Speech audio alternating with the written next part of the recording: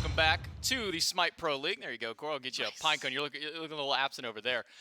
Thank you. Welcome back to the SMITE Pro League, brought to us and powered by our good friends over at Prime Gaming. If you don't already have a Prime membership, make sure to make the most of that by first picking that up. Then you can get free shipping, free music, and free movies, and even a little bit more out of there just from there. And then you can link that over to your Twitch Prime or to your Twitch account to get Twitch Prime. And that way you can get a free subscription to your favorite streamer. You can also get free games and free in-game content every single month and on a rotating catalog. So every month you get new games, you get new content, and you get another subscription to that same streamer. You can give it to another one out there. So make sure that you make the most of those. Thank you so much for Prime Gaming for being the title sponsor of Season 9 of the SMITE Pro League. I'm J-Mac. I got Gormizer joining me over on the desk this time as we go to our third and final set of the day, Olympus Bolts and Tartarus Titans to round out. And this is the first day of 4 for our week. Yeah, I know. It's been an exciting one, right? And we still have, what? Yeah, well, you just said it. Friday, Saturday, Sunday. We still have 3 more after this. Plus, knowing that Sunday's going to be a triple header, depending on how this one shakes out, that there's still important matches to happen throughout the week that affect more than just seeding, is really exciting. Yeah, with this set right here, this is a very important one for the Olympus Bolts. If the Bolts beat the Titans here, that's it. Top 6 is determined. No chance for the Valkyries to move in. We already know that the Scarabs couldn't make their way into that top 6 position. So for the Olympus Bolts, a win here means they don't have to worry about the rest of their phase. They don't have to worry about getting knocked down into the bottom 2. And unfortunately for the Valkyries, that means they are then kind of just sitting back down in that bottom 2 once more with this final set between the Titans and the Bolts. You already missed a 2-1 between the Kings and the Warriors and a 2-1 with the Scarabs over the Valkyries earlier on. We get a kickoff tomorrow with Leviathans and Kings, Valkyries and Dragons as well. So make sure you're still tuning in for all of the exciting sets for the remainder of this week. And to take a quick look at the standings as well to see exactly why this is the case. It's 2 wins up for the Olympus Bolts. They've got 3 sets still to play. 2 left for the Valhalla Valkyries, and one of them for both of those teams is against each other at the very end of the week. So all of the matches today, if they can find the win today again for the Bolts, they don't have to worry about anything else the rest of the week. If the Bolts lose today, then both these teams still have to worry about the Dragons. And then they still potentially have to worry about the matchup at the end of the week as well. And that's kind of the fun. The Valkyries right now need this to be a loss for the Bolts, need the Bolts to lose to the Dragons, and then need to beat the Bolts, right, in order to just catch up, to make sure things go well. Plus, the Valkyries are, like you said, having to look at beating the Dragons tomorrow and beating the Bolts on Sunday. They 2-0'd the Bolts earlier this phase, so that's not necessarily out of the question, but still a very difficult task. Meanwhile, like you said, Bolts win this one, they're set. And in fact, if they win any of them, they're set because it just gets them mathematically too far ahead for the Valkyries to catch up. Ideally for them, it'd probably be a lot easier on the mind and on the stress levels, on the tension and like the shoulders and things. They just got it over with now. I'm sure the Titans aren't going to make it that easy for them, right? Seeding all still matters, things like that. And I think that the Titans right now are in a fun spot to still potentially try and climb, even if it's just a little bit. Yeah, maybe climb up one little seed, or maybe at least try and keep the Bolts down at that bottom end there for the Tartarus Titans. But the Titans, and talking a little bit about these teams and kind of where the dynamic of things end up going for some of these squads. You know, the jungle has kind of been the big talking point between both these teams, and I think specifically like for the Tartarus Titans, their jungler's kind of been, I don't necessarily want to say that he's been asleep at the wheel, but it's been a very rough patch, at least for Layers. Felt like the last few matchups he's kind of been back on the rise more than anything else, but outside of that, it's been a very quiet jungle for the Tartarus Titans. We haven't really seen Layers have an explosive performance outside of his one, I believe, is up against the Valhalla Valkyries and the Solar Scarabs as of recent. So I think for the Titans to kind of get their bump back up, getting Layers back into full force is probably the best call that the Titans can get, and probably the extra boost that they really need. Yeah, I'm really excited to see what they're going to be able to do. I think that out of this right now, especially with a lot of the changes, again, recently in the league, a lot of roster changes, but yeah. I think about nothing but positive ones for the Titans. And looking at what this team is capable of right now and kind of seeing what's on the horizon, like it's very bizarre that, granted, most of it is what the Scarabs roster for last year, right? And some from this year.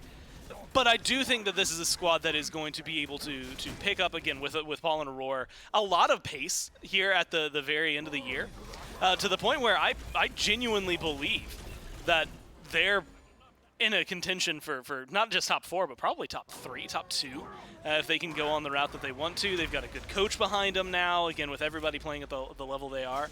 I feel like they could be solid. The only downside is it's been a little more I want to say struggling for them out of the jungle specifically, right? Playing out of layers or through layers hasn't been as common as of late. I think last week we got to see a little bit of it, but that it feels like it's on the ramp again, right? That it's slowly rising up. Now, of course, with some of the gods getting into the meta, matching what Paul needs, I feel like we're going to see a very strong Titans. And this uprise of the Titans is now being met by potentially the uprise, at least, of the Olympus Bolts on the opposite side. And it's kind of been a similar tale for the Bolts, where when Lasbra has a very strong game, when you get to an early pop-off, the Olympus Bolts look really good. But when Lasbra hasn't been doing as well, obviously the team struggles just a little bit so, but it seems that more of the players around him, Baskin's really been making a step up into that solo lane. He's been able to kind of bump himself up. Now he's gotten more comfortable in that role. But it really does feel like when Lasbra is controlling the map, the Olympus Bolts do feel like an unstoppable force. Yeah, and that's the thing, though. It's that if, right? Like, if Lasbra is playing at the peak that we've seen, man, it's game over for so many people. It's just, when do we get that, right? And unfortunately, for a lot of this phase, I don't even know if I guess calling it a slump is probably what it needs to be called, but it just has not looked good overall for the Bolts. I mean, they've had some decent wins, and I will give them the credit. A lot more recently, it has definitely been a little more on the rise, right? Admittedly, last couple of sets they've lost, but I feel like we're starting to see them be a little more consistent than they were early on this phase. Finally settling into that pace that maybe we expected after losing Haddix, gaining Baskin, and even talking to them. They said, like, yeah, this is gonna take a little while before we can, like, truly convert something. The problem is you get in a lot of scenarios like this. I mean, if you just paused the map state and looked at that, the Bolts should win that game. And the fact that it went essentially another 20 minutes and they lose, that's where some of the problems really are residing, is that they've got this early game down again, but converting it into something successful in the late game, for the last couple of weeks, they've been falling short of the line every single time. And we're talking like very comfortable, very strong leads, 10,000 gold sometimes, and it just not being able to come over that hill where they really make that massive difference. Yeah, the Olympus Bolts are finally starting to find a little bit of their stride that they had in phases of past. They're finally starting to kind of get their feet back under them now that Baskin is growing accustomed to his role again. It took him a few weeks to kind of really get that going. Now it's coming down to a lot of shot calling. But somebody that has to stick by the junglers a lot is the mid laners. Yeah. We got a chance to talk to both the mid laners for these two teams, so we'll go ahead and throw it over to that pregame reel.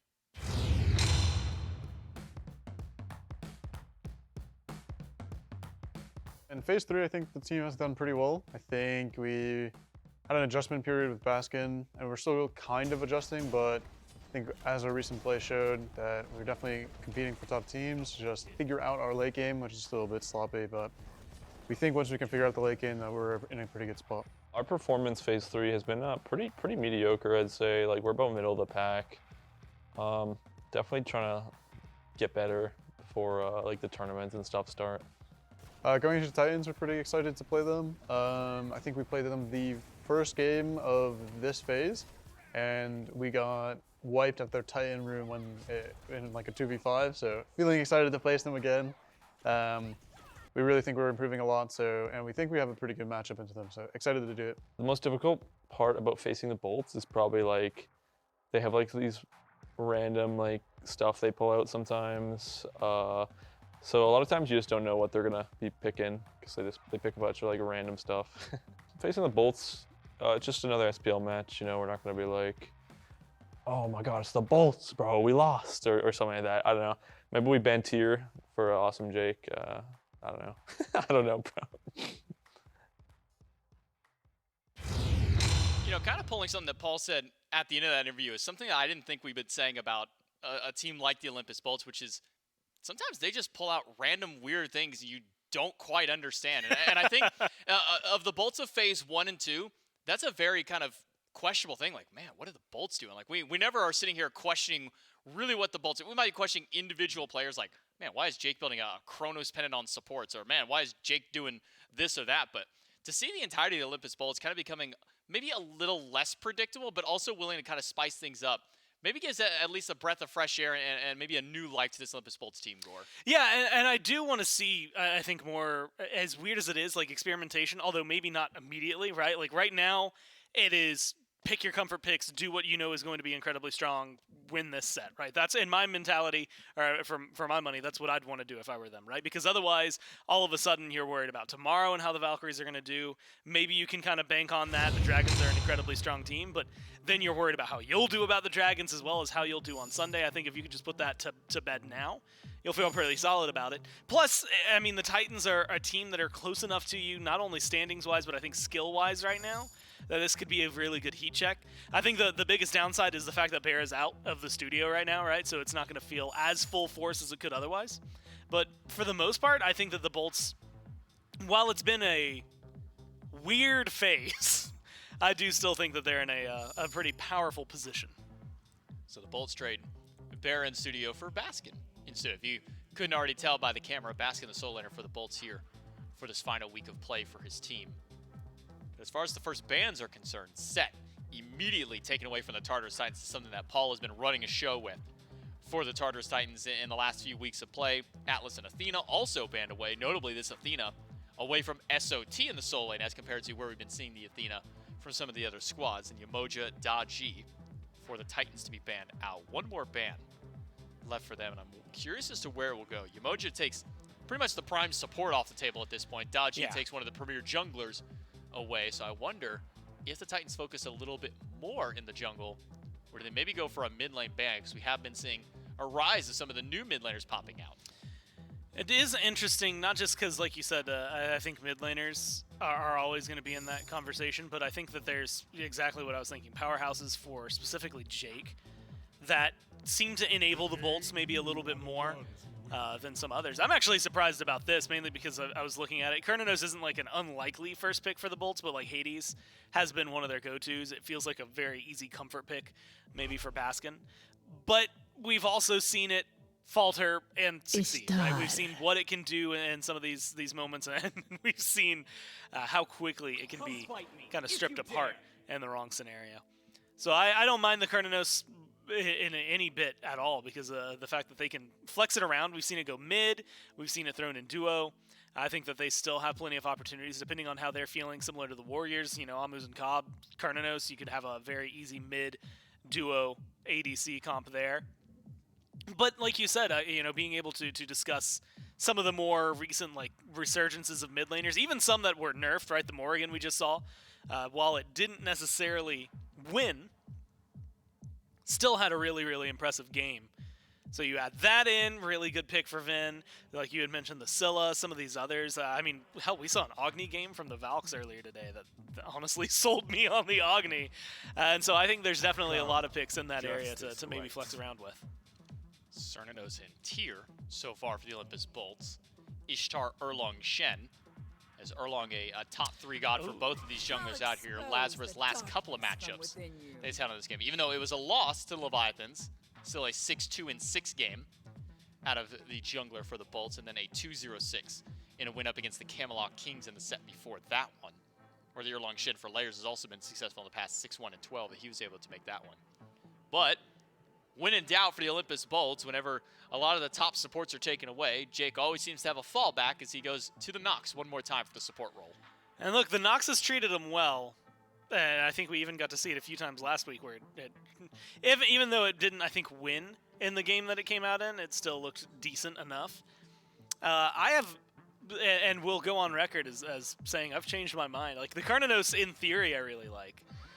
Then I got my page to load, and I see that the Bolts have lost 7 of the 9 games they played with Kernanos. Oh, don't say that. So all of a sudden, I'm starting to second guess a whole lot of this pick.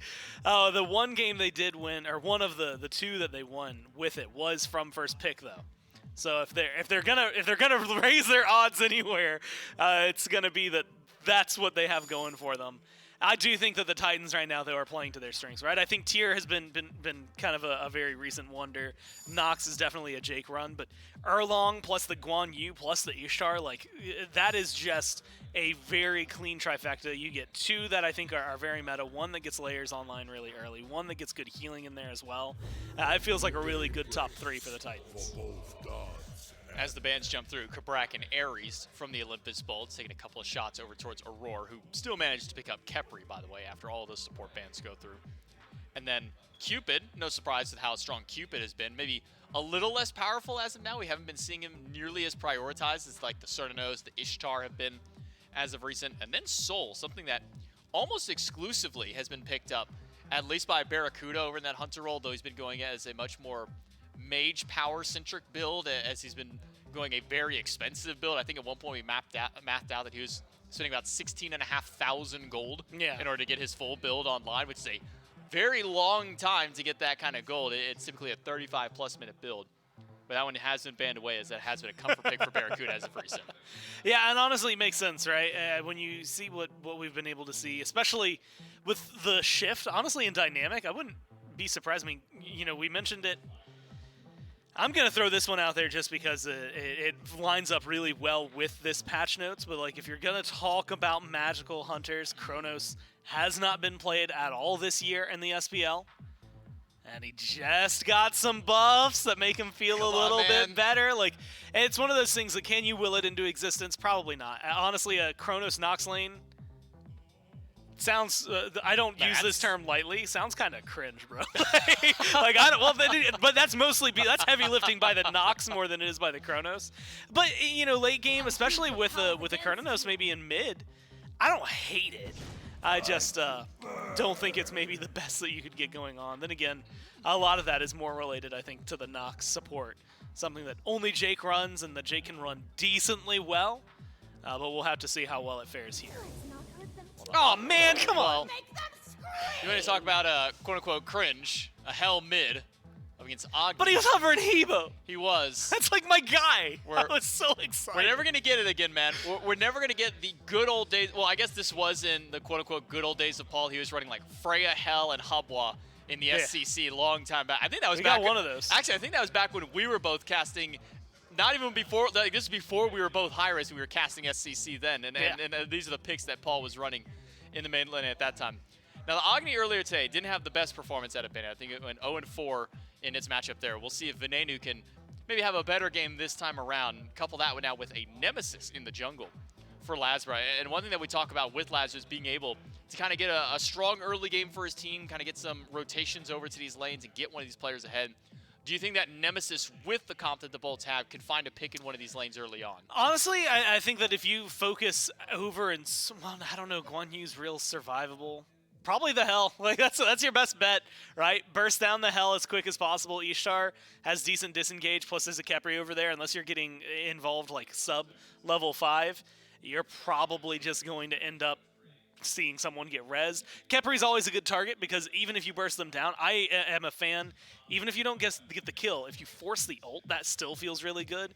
And so that's maybe a place to look to try and chop down the Titans. But otherwise, Guan Yu gets on a horse and runs away. Ishtar has a good dash. Khepri has a decent enough disengage. Plus there's the res over in duo. Then Erlang Shen's 72 transformations is usually pretty solid at getting you out of any hairy or sticky situation. So it's Hell, and like she's got a cleanse too, so you got to be real worried about it. I do still think like it's the burst damage, right? That's kind of the conversation around it. But I do think that there's going to be limited windows for success for the Nemesis to pop off. Or she just goes for I could even see maybe not a crit build, but something that just has a lot of damage behind it. And then suddenly if you're 2 to 3 tapping somebody, it doesn't really matter what's going on anymore.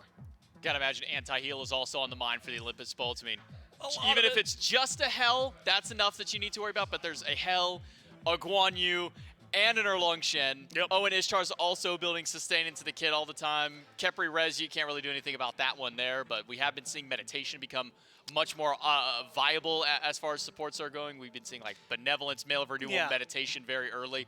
Gotta imagine anti-heal is definitely on the mind for the Olympus Bolts very early in this game. You have to imagine, because like you said, like, yeah, okay, you can't stop the Khepri Res unless you got an execute, and bad news bears for the Bolts, they don't. Dang. But the good news is that it has a threshold. Like, it caps off at a certain point.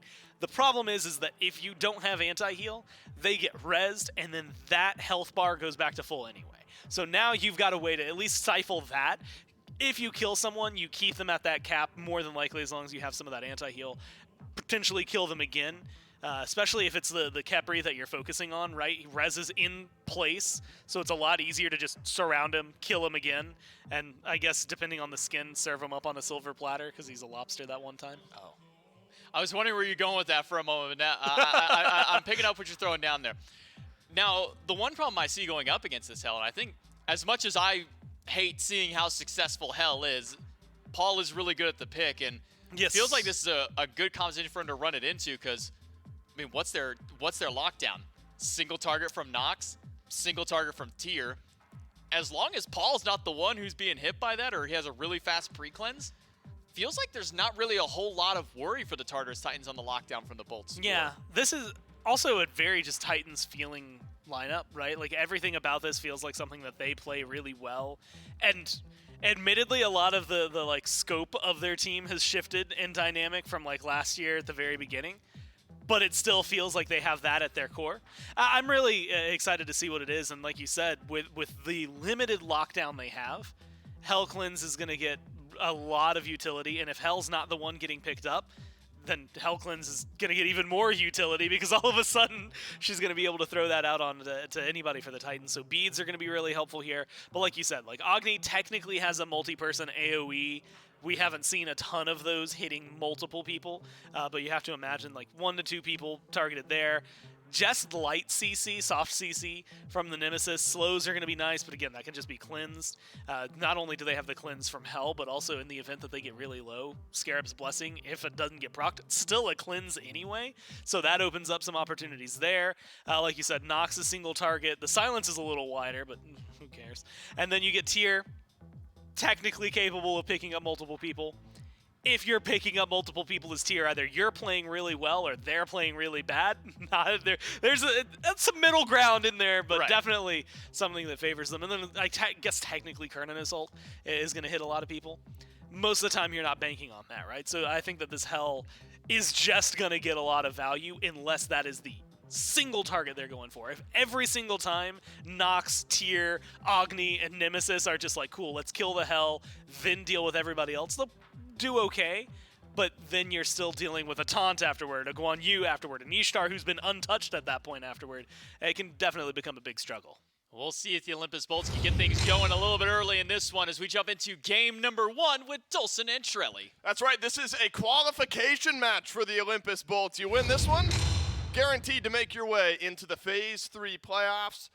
And no funny business can happen with the Valhalla Valkyries later on in the phase. It's Dulcin, it's Trelly, and it's Doug for a third and final best of 3 of the day. And the big question is, Trelly. Now, it is an uphill climb for the Valks. Got to beat the Dragons, then got to beat the Bolts, 2 very capable teams.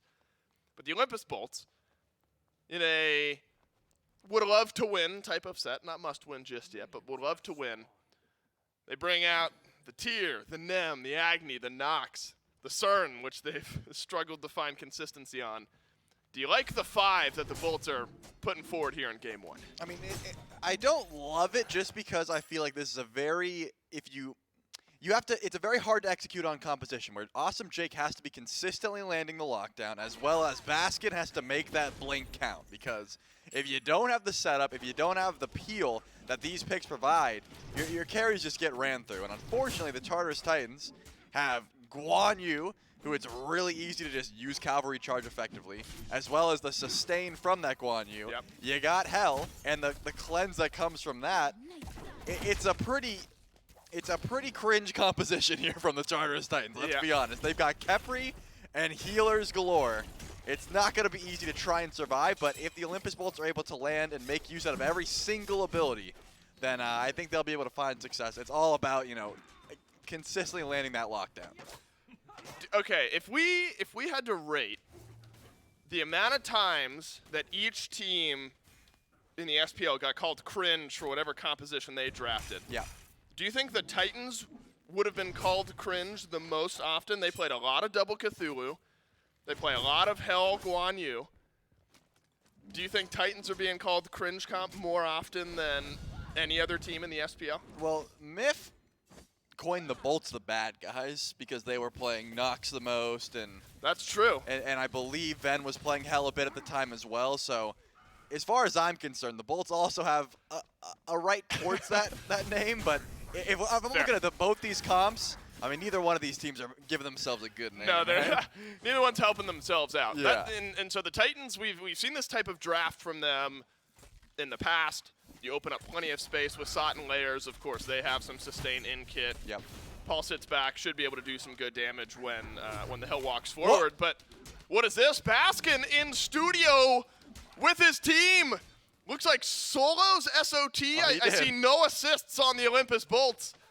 And that is an early kill for the Bolts out of the solo lane against a tier with Bluestone. My man got pushed in his tower, and their blink is still available. Let's be clear. SOT has 2 immunities to Fearless, has a heal, started war. He had all the opportunity in the world. That's just a blunder. That had to be it. I saw his reaction like, oh man, like that was kind of oh man, that was it. And unfortunate for SOT, getting soloed by Baskin. Baskin said, I'm showing up to studio, putting you in the dirt early. I'm sending a message. That's right, a fantastic start. And we so often see that with tiers later in the game, where it's such a high level of communication required to dance around and team fight when there's a tier somewhere in the backline, such mobility and initiation potential. I think Basket on this pick does carry a lot of weight. Also unfortunate for the Bolts. We're talking about being in studio. Feels like they can't get all 5 here at one time ever. Barracuda not in studio today. He's talked about that over on his Twitter a little bit. But good to have Baskin back in a fantastic start.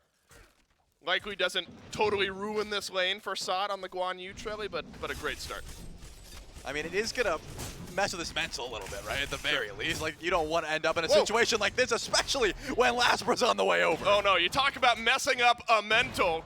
This is a fantastic way to put Sot on the back foot. The heal will delay things a bit, but with no ultimate, a slow needed from Lasbra and a blink from Baskin. And call it a 2-0 start for the Bolts solo lane. Yeah, that's exactly what you want to see. I mean, 1 kill, as you said, not going to be the mental breaker, but after you teleport in and then get ganked and die again, SOT is going to have a steep hill to climb to get back into this game. Still does not have access to that ultimate, and you're going up against a 2-0 tier. Wonder where Baskin can now leverage this. Lasbra could return to the right side of the map a bit more often. That's been such a thread with this Bolts team all year long, is where is Lasbra early in the game. Now makes his way over to solo, but had the extra assistance of Baskin already having the 1 kill. So this is a look back at First Blood, Trelly. Looks like just meandering. Yep. Oh, he dashed and then through. knock up again. That's just a mistake from Sot. You dash through a tier. Baskin sends him right back. He could have just clicked 3, and he would have been fine, but Baskin did it immediately. He didn't even give him a second to channel Taolu Assault. Good play. I mean, just waiting for it. Sot bit off a little bit more than he could chew there. Wanted to get some pressure, wanted to get greedy with the dash, and now Baskin sits 2-0 with the full breastplate already finished. And think about the solo lane matchup. I think that these two carry. I mean, the weight of Baskin versus Sot. Sot, one of the most, if not the most, mechanically gifted players in the SPL all season long. Baskin, often referred to as that, now rejoins the Olympus Bolts. He is so mechanically strong.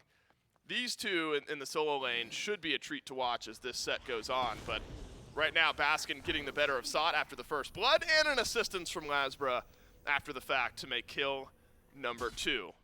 And so looking at this Nem Trelly, outpacing early on Layers with the Mannequin Scepter, because we've seen Layers on these types of picks in the past, even in the past week or so. It's Mannequins, it's Erlong.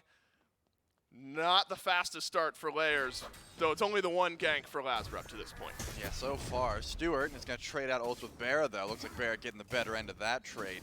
Both of these side lanes getting real aggressive early on, at the very least, but held on to the relics. Both of these ADCs have their beads up, and you can tell Awesome Jake sitting around, possibly wants to play for the purple buff invade.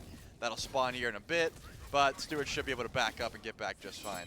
You can tell both of these teams, I can see that one, looking for Layers in the backline. Will they be able to chase it down? Baskin sure wants to.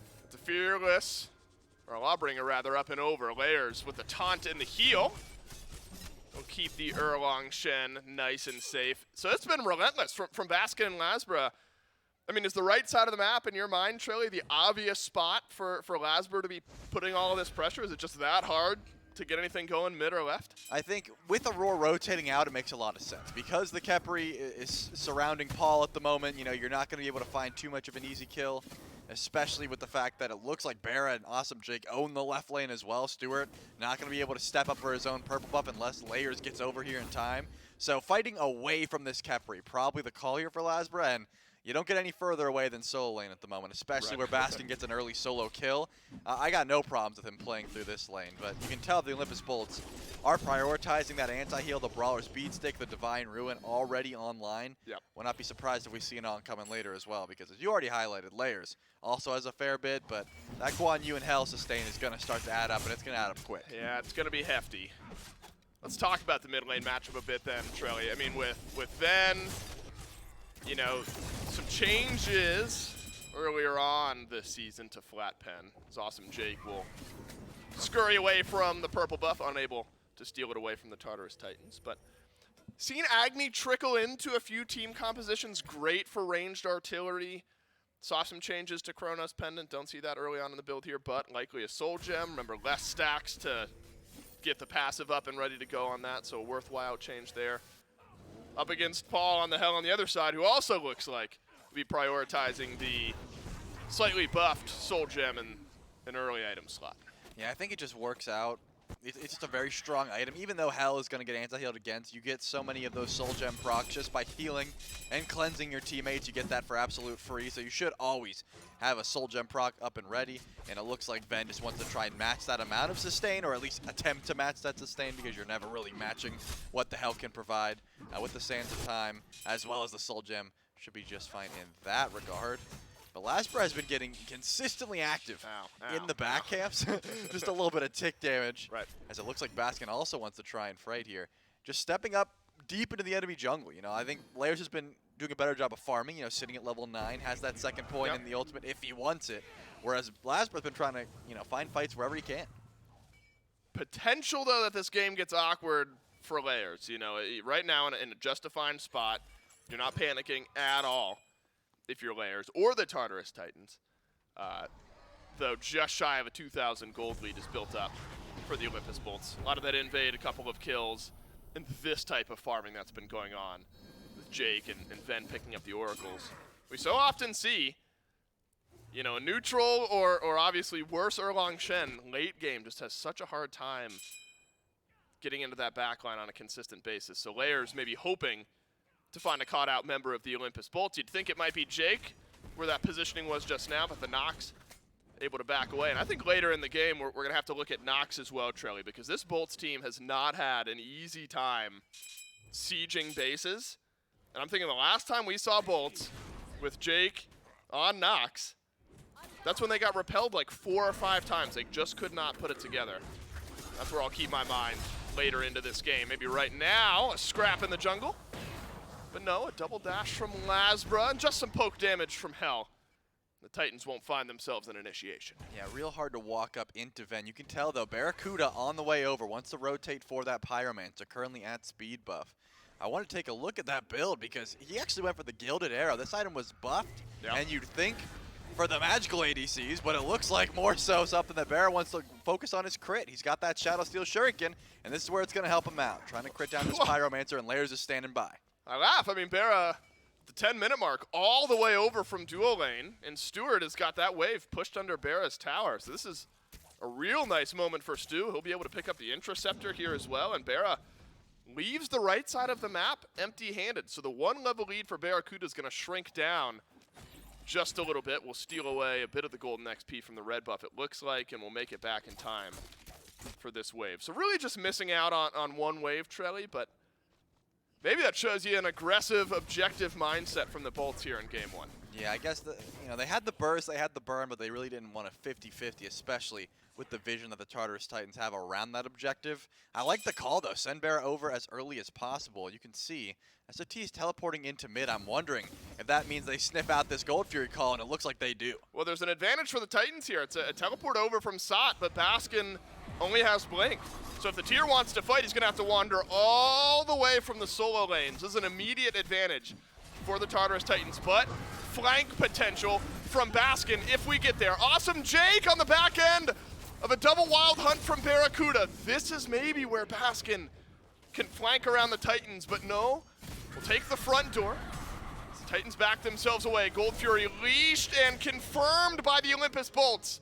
And Ven, Jake, and Baskin will keep the door shut on the Titans. Yeah, the Tartarus Titans, they definitely had the positioning with that teleport from SOT, but they stalled. They couldn't go for it. And a beautiful ultimate, by the way. Awesome Jake just slowed the damage, slowed the Talu Assault as well, silenced it out, and then the Tartarus Titans just did not have the DPS to burn through that Gold Fury before Baskin arrived.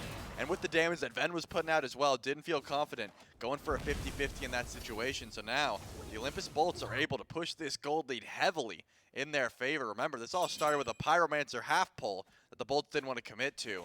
So now the Titans, they got a lot of climbing to do. SOT still level 11, not ready to get that second relic just yet. Baskin sitting 13 and has plenty of defense already built in. Once some more anti-heal comes through, this tier is going to be real hard to kill. Baskin in a fantastic spot. Has leveraged a couple early kills wonderfully. Now an early rotation out, as you mentioned, from Sot ultimately makes a bit of a difference out of that lane. They can close that gap up just a little bit. You know, I think Volts fans thrilled with the clear and concise shot calling that we got early in this game. You know, the rotation over from Bear to the Pyromancer. Though you didn't commit, which again is a call in and of itself, but send Bear over, you have enough damage, but you don't end up committing onto it. And then tense moments like that early in the game around the Gold Fury, the Bolts have struggled with sometimes. That's where the game starts to slip away, maybe from Bolts of past. But early on against the Titans, things have looked good. We're eventually, if the game continues in this way, going to have to talk about the Bolts base siege and things like that, which has been the recent speed bump for this squad, but the early game seemingly figured out.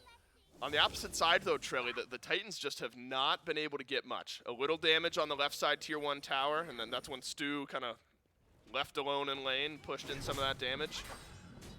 Maybe now a chance around this Pyro. Yeah, it seems like an SOT is the only one with vision, but Paul is on the way to the wraparound. They're just going to go for the ult here. Oh, but the Pyro confirmed by the Olympus Bolts. Sot, cavalry charges in, but immediately has to exit. He's way too low, but Jake has been left alone. The sacrifice from the rest of the Olympus Bolts. The Titans will take one. Would have loved the steal, but for now it's just a kill on Jake in exchange for the Pyro. I think that's a trade the Olympus Bolts are happy to take, but so much damage coming in from Paul. This hell is doing so much burst. It looks like Awesome Jake backs immediately buys a full Shogun's Kusari. That would have helped out in the previous fight, but unfortunately didn't quite have the gold for it. This is what I was talking about early, though. Put some pressure over at SOT in the early, sure, that's well and good, but there's a growing problem in the mid lane, and it's how much damage this hell is going to be able to do. The healing is scary, of course, but the amount of damage and the fact that no one from the Olympus Bolts had magical defense up until that fight, I think was a rude awakening for Awesome Jake. Right. Probably thought he could get out there. You can see Baskin, double Fizz-D into the Brawler's beat stick still. If you meet up with this hell, level 14 is going to be one-shotting most of the carries in this situation. Paul has made his name on this character for a reason. He doesn't miss too often, and he plays extremely safe. So I like what the Bolts have done to push this lead, but I think I need a little bit more pressure put onto this hell to make sure that your late game is still secure. Paul is actually a level ahead of Ven right now. That's crazy. Yeah, eventually Paul will really start to come online, and that's been a trend with the Titans recently that I think their fans will be excited about towards the end of this year and towards Worlds. We've seen kind of vintage Paul carry type games a handful of times in the last couple of weekends. The set game comes to mind where he absolutely tore through his opponents in that game, and saw some Scylla earlier on today, Trellian. We were talking about how in Worlds of past that has been a playmaking mid, steals, kill confirms, team Smite fight Paul turnarounds, Smite Paul League. That's absolutely right. So leaning on Paul on the hell is fantastic, but also different types of picks maybe throughout this set if game 1 continues to not go their way. Be an important adaptation. Now a tier 1 tower siege from the Bolts. I see a late rotation from Layers, but Layers gonna run face first into Ven and Laz, and the Erlong Shen, just that one kill onto Awesome Jake, who was left alone. Now falling a bit behind Lazbra. I am shocked that Paul went for the Book of the Dead in that slot. Thought it was going to be the Soul Reaver, but if anyone's going to go a hybrid style, tanky style of hell, you know it's going to be Paul. I'm surprised he didn't get breastplate. Yeah, he so often does. Yeah, at this point, would not be shocked if he even slotted into it at this point, but already has the 20% CDR with the Sands and the Soul Gem, so maybe not too focused about that. And also probably realize he hasn't been focused out so much this game. I mean, Lasbro has had the blink, has had the brawlers, the hydras, all sorts of abilities to get to this hell, but has chosen not to really try and dive it because of how much damage there is, and as well as Aurora has been sitting on this hell throughout the game, right? This Khepri has always been close by. A Scarab's Blessing has not really been dropped just yet, but hey, maybe a good time for her. Aurora's gonna get pushed back into the team. Baskin at level 16 can make Aurora pay for simply standing on the same side of the map. And now it's back to pull the Primal Fury for the Olympus Bolts. Lasbro lurking around to the right, hoping to find a target to shred, but Baskin instead blinks forward. Saw it, has used the beads this time. Primal Fury slightly reset, a cavalry charge away, and it's an exit. It's an escape for the Titans, but Baskin wants to close the gap. Fury in the meantime goes to the Bolts, but Baskin getting it done all on his own. A third kill of the game for the tier and the Olympus Bolts. I mean, he timed that Lawbringer perfectly. He got the slow right at the end of the cavalry charge, right as SOT hopped off the horse, and then chased him the whole way into his own green buff to make sure to get that kill. Wasn't quite a solo, but we can call it one. Baskin 3-0, SOT 0-3. You can see that Stewart, he used the beads a bit earlier on as well. A good blink in from Baskin. Lasbra wanted to try and go for that fight, actually holds on to both of his relics. So Stewart would have been just fine if the aggression came through, but still a lot of damage to come from this Nemesis. Probably smart not stepping up in that way when you know he's around. I mean, this tier is just giving the Titans fits right now. Got the beads off of SOT, got the ultimate out of SOT, has kept Stewart deep in the back line. And we've gotten to a point now where this game is officially out of hand, Trelly. I mean, you're talking about 8,000 gold in the lead at 18 minutes with a 2-kill difference. It's 3 kills for the Olympus Bolts. All of the neutral farm, Pyromancer, Fury, so controlled by the Bolts. But how did we get here? I mean, the Titans, I suppose, didn't find themselves an opportunity early in the game to strike, and now maybe are way too far behind to do so. The Bolts have picked up the Fire Giant. And it looks like Aurora's trying to step up. Awesome Jake wants to try and CC him. This was the play last time. Not getting shredded through as fast, but is forced into the ultimate. Another Scarab's Blessing from Aurora to Aurora. Time of giving gifts right around the corner, and Aurora's self-gifting himself in the last couple of team fights. Suppose it's been the only answer, because Baskin has walked forward. And the Bolts at 19 minutes threatening the Fire Giant. And why wouldn't you when you're strong as they are? I know, it's ridiculous. At 19 minutes, the Bolts so far ahead. Dropping Baskin would be a great start, but look at the rotation back from the Bolts. Can Baskin survive a bit longer, down to half HP? We'll use the beads and a wild hunt from Barracuda just to finish things off here. Maybe that's just got to be the game plan. Hope you catch out Baskin and can get this massive level 19 tier to the 15 of SOT, a 4-level lead off the map. And that's the thing. I mean, you could tell the Tartarus Titans want to try and force that. They get the beats and the ult, which is certainly valuable, but you got to remember, Barracuda's got Deathbringer, Ven's 4-slotted. There's a lot of threats on the side of the Olympus Bolts besides this tier. No one's stepping up. This is a free Fire Giant at 20 minutes in. SOT too little too late. And yeah, you force some relics and an ultimate away from Basket, but this gold lead is absurd. SOT gets locked down, uses the beads, and still gets poked down below 30 HP. A lot of burst damage from Ven, who's gone Divine Ruin, Soul Gem, Charon's Coin Trelly. So remember, in the recent update, Obsidian Shard catches a bit of a nerf. Staff of Mirrodin does as well. Now Baskin, though, wants to show the power of the tier. We're not talking about the Agni. We're talking about Baskin at 301. Now adds an assist as Barracuda notches his first of the game. And this time Aurora won't have time to get the Scarab's Blessing off. Maybe he didn't have it back, but it's a 4v5 for the Titans at the 21-minute mark. And it looks like Awesome Jake gonna surge forward, and here comes Baskin, he's ulting. It's Flares back, and it's Phoenix down. That's how you fix your siege issues. You put yourself in a 4v5 the moment you get to the Phoenix. It's a fantastic start of this Fire Giant for the Olympus Bolts. Right side Phoenix already gone. You'll trade a few ults for Phoenix every day of the week. I mean, just look at the damage numbers. No one has really been getting active. It's been a lot of Ven poking from a distance and a lot of Baskin. That's been pretty much it. A lot of trade back, though. SOT, to his credit, from the lead he had, or I guess the deficit he was up against, has been trying. He's been consistently setting up for the team and providing those heals, but does not have the tankiness to back that up, right? He's only got 3 items. Tabaskin's about to be full build once he upgrades that Bluestone Brooch, which he just did, just sitting on a Spirit Robe or a Mantle of Discord. So trying to be that tanky frontliner for the squad. It seems like Aurora is going to consistently be the first one dead, or at least focused out, no beads for the Khepri. If you can just Fearless into a Nox combo, into some auto attacks from Barracuda, I mean, you're either forcing that Scarab's Blessing or getting blown up before it even gets off. That's been consistently the play.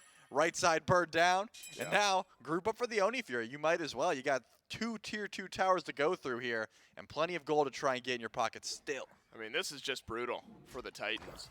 But what I am at, it's got to be one of those frustrating games where it feels like there wasn't just this one big team fight where the Titans fell so handedly far behind. I mean, maybe the solo kill in the Maybe solo if lane. Sot doesn't get pushed and then tower. the return Yeah. gank from Lasbra, that's where things really tilt because Baskin has pulled this lead so far ahead. But it was a bunch of smaller moments. It was 2 Furies, 2 Pyros, couple buff invades. And I suppose, Trelly, the Titans never felt like they were comfortable enough to answer back anywhere on the map. Yeah, that has been the call so far. No one's stepping up to defend just yet. Lasbra's going to push down middle, and it looks like Awesome Jake drops the bracer and surges forward. Doesn't find the combo, though. This is what I was talking about. Hard comp to execute on. If Awesome Jake doesn't have the lockdown, you're probably not going in. Baskin can push, but what are you pushing into? Looks like Baskin is going to be the one to engage here, but where's he coming from? Well, the Fire Minions on right need a bit more time. And time running out on this first Fire Giant buff. Bolts only have 45 seconds left. Might get the Fire Minions in for 1 siege. The Titans won't have to go to that side of the map yet. Stewart has been pushed by Baskin, who's rent-free in the back line. That's how you open a door and drop a Phoenix.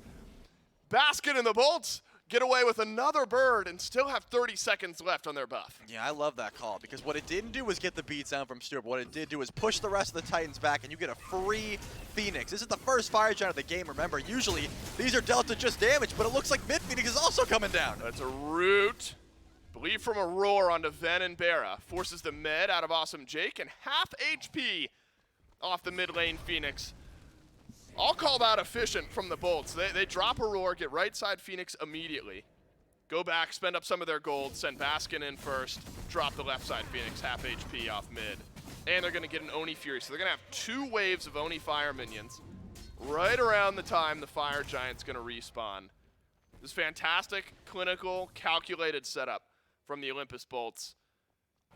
Titans haven't had an answer at all this game. No. I think they're starting to consider game number 2. Yeah, I would definitely consider it myself. I mean, you're not showing up to any defense. It seems like the Olympus Bolts are already set up towards the next Fire Giant before it even spawns back in. They back at all of their power spikes. Awesome Jake was able to upgrade the Bracer, get himself an Emp Armor, continue to push the team's team fight forward, as well as Baskin finished up that Spirit Robe. And essentially is looking at 3K pot territory. For 25 minutes in, and this tier is full slotted, where SOT has 3.5 items to his name and no upgraded relics. Awesome Jake, though, looking for layers, and Baskin's going to ult it and catch those beads out real early. Layers has not been able to do much alongside his teammates this game. Player damage just above the supports. Lasbra hasn't had to do much, whereas Layers hasn't been able to do much.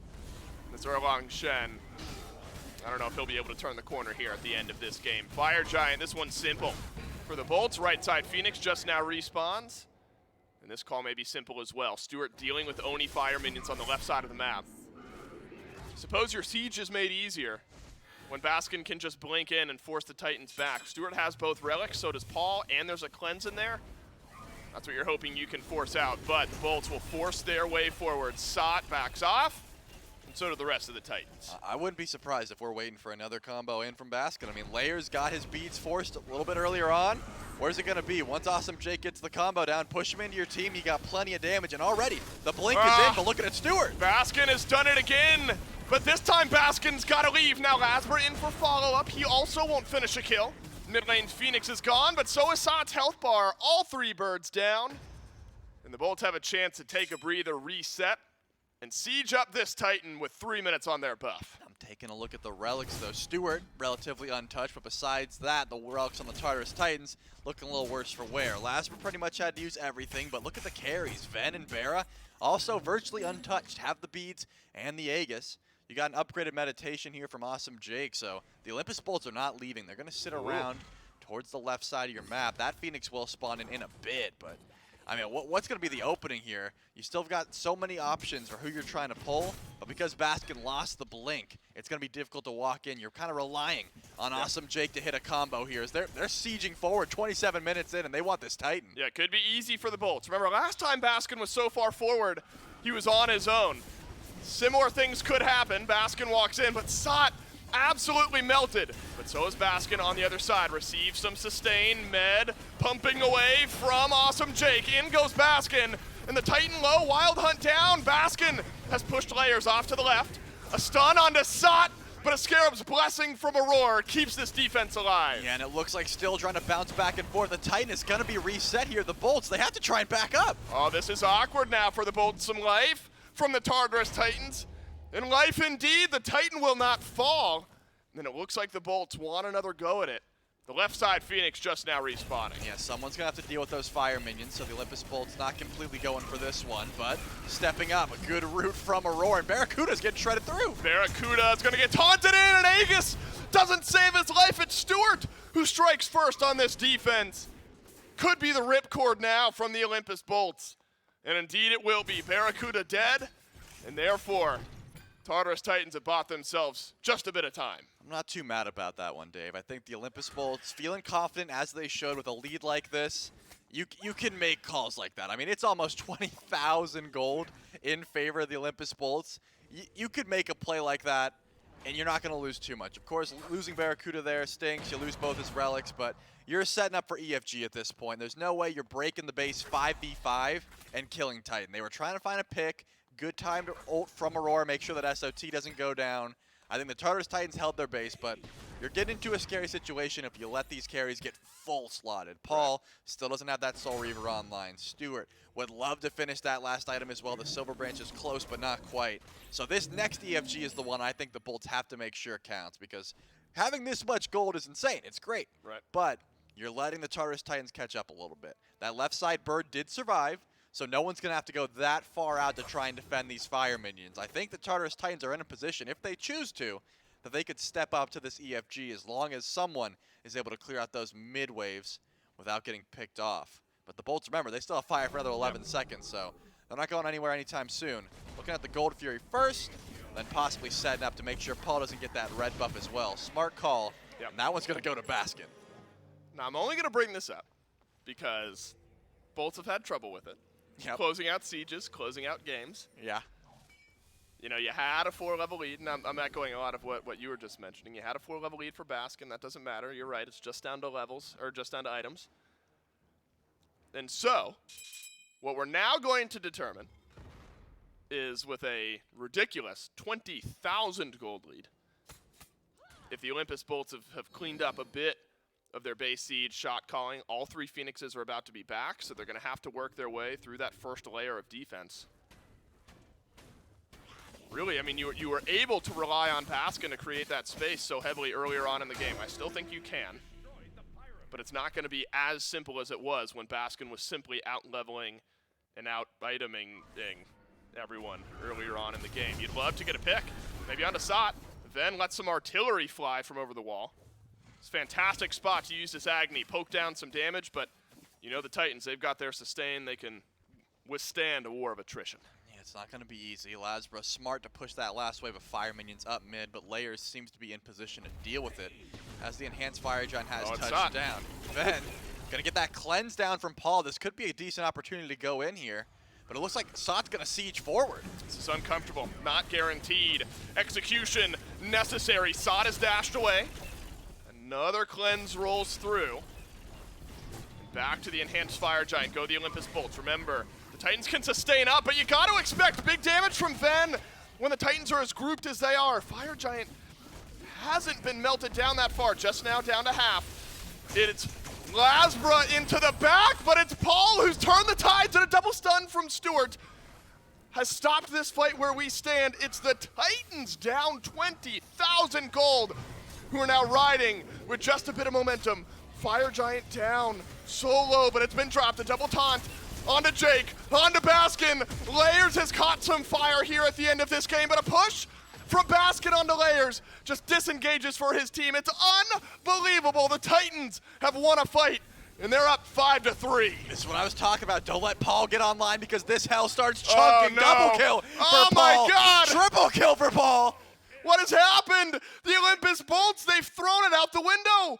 What can the Titans do now? There are so many towers. Every tower still left on the map for the Olympus Bolts side. The Titans go massive. Paul goes big. And now the Titans looking at a potential game-end scenario. Barra for 40, Jake for 30, Baskin for 30, an enhanced fire giant on 5. Yep, Ven and Lasbra the only ones here. Ven's got to get some good damage. Oh, my he does God. have relics. Oh, that's big damage, but Fen has been destroyed. This is unbelievable from the Titans. You're not allowed to do this. You're not allowed to end a game down 20,000 gold and win it. But Paul gets 4 of the last 5, and the Titans close out game 1. You heard that right. The Titans will take game 1 over the Bolts. Dave, I was referencing the looming threat of Paul's hell throughout the entirety of this set, but I gotta be honest, it was just to add dramatic effect. I really didn't think that the hell alone was gonna be enough, but the Olympus Bolts, in a rough situation where all 3 birds spawn back in, the Titans were able to step up to EFG. And this is what the healing comps play for, right? You're trying to make sure that you can win, not the first fight, it's the second fight, the third fight, the ones where the Bolts don't completely reset. They're a bit split up, half on EFG, half trying to fight, and Paul just deletes people one after another, gets a triple, and that's all they needed. So that was my fault. I brought up the Bolts and sieging, and they had some trouble with it. Yep. We didn't even get there. The caster's curse is not that they fumbled on a siege, it's that we just didn't even get to the siege by the end of it. The roller coaster of emotions that Bolts fans feel after a game like that. Yeah. You are on an absolute high for 29 straight minutes, and then depths of despair for one final minute of that game. That is a ridiculous turnaround, and big plays from Paul, the man you need to step up when the going gets tough. It's the Titans who take game number 1. We'll see if the Bolts can close it out in game 2. Coming up next.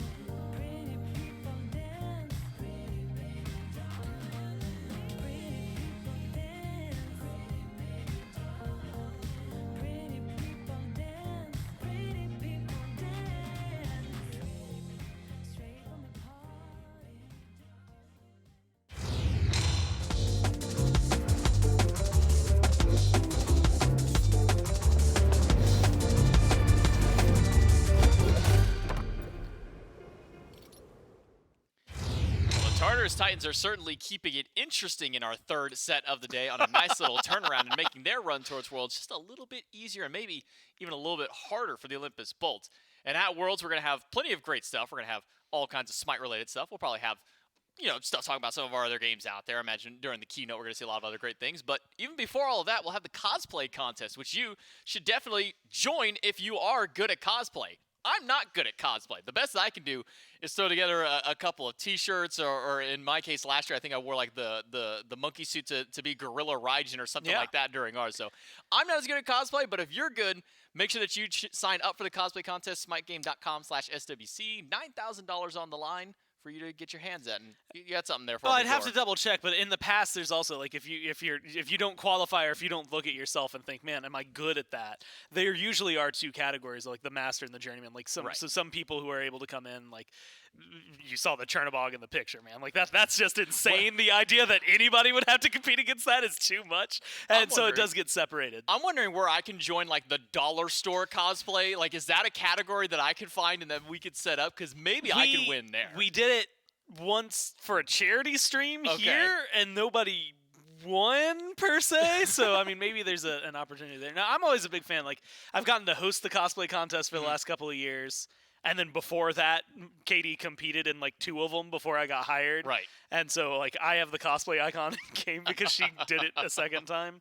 That's just a lot of fun, man. And so if you enjoy doing that, you should do it. You know who didn't win?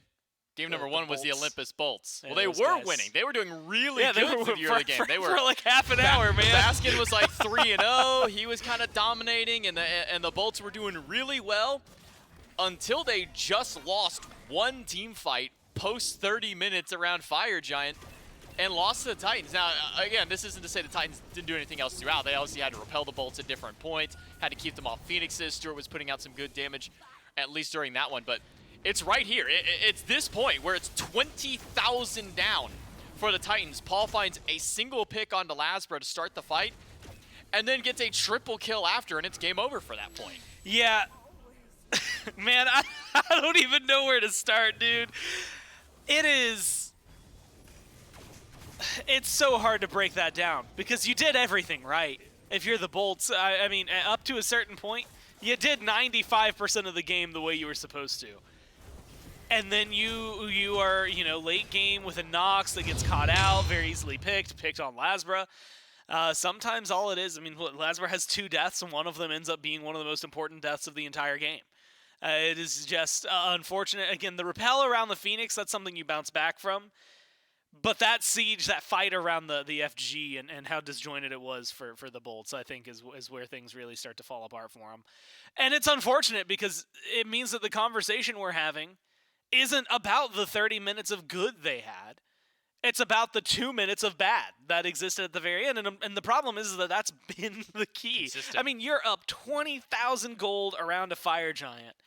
You can't get caught out of position. You shouldn't be picked off easily by your squad. That's where you need to be able to group up, and you should just be so overwhelmingly stronger than the other team that you just knock them down like dominoes and walk into the Titan room. So I think what we end up seeing is the Titans playing incredibly well, the Bolts maybe faltering a little bit, but a very continued path of the Bolts doing really well in the early game, rising up to a certain point, controlling the game, looking like you can win it, and then plummeting down into a defeat. And unfortunately for them, that's been the last few sets. Yeah, last couple of games, last couple of sets, maybe even the same kind of draft that the Olympus Bolts have been going for. We'll see if they change things up for game number 2. I mean, again, I think you hit the nail on the head perfectly. 95 or even more than 95% of that game was good for the Bolts. Baskin got a first blood solo kill in solo, then got another kill shortly after. And by the time they're pushing the Titan room, it's literally 4-1. I look up and I'm like, all right, they're pushing Titan. They only have 4 kills. All 5 of the Titans are still up. Titan got down to like half HP and they went for a reset. I'm like, man, what is happening? Like, the Bolts are just not killing people. Like, they're going for a pacifist run against a healing composition. That's not one that typically works in, especially if you're already at their base.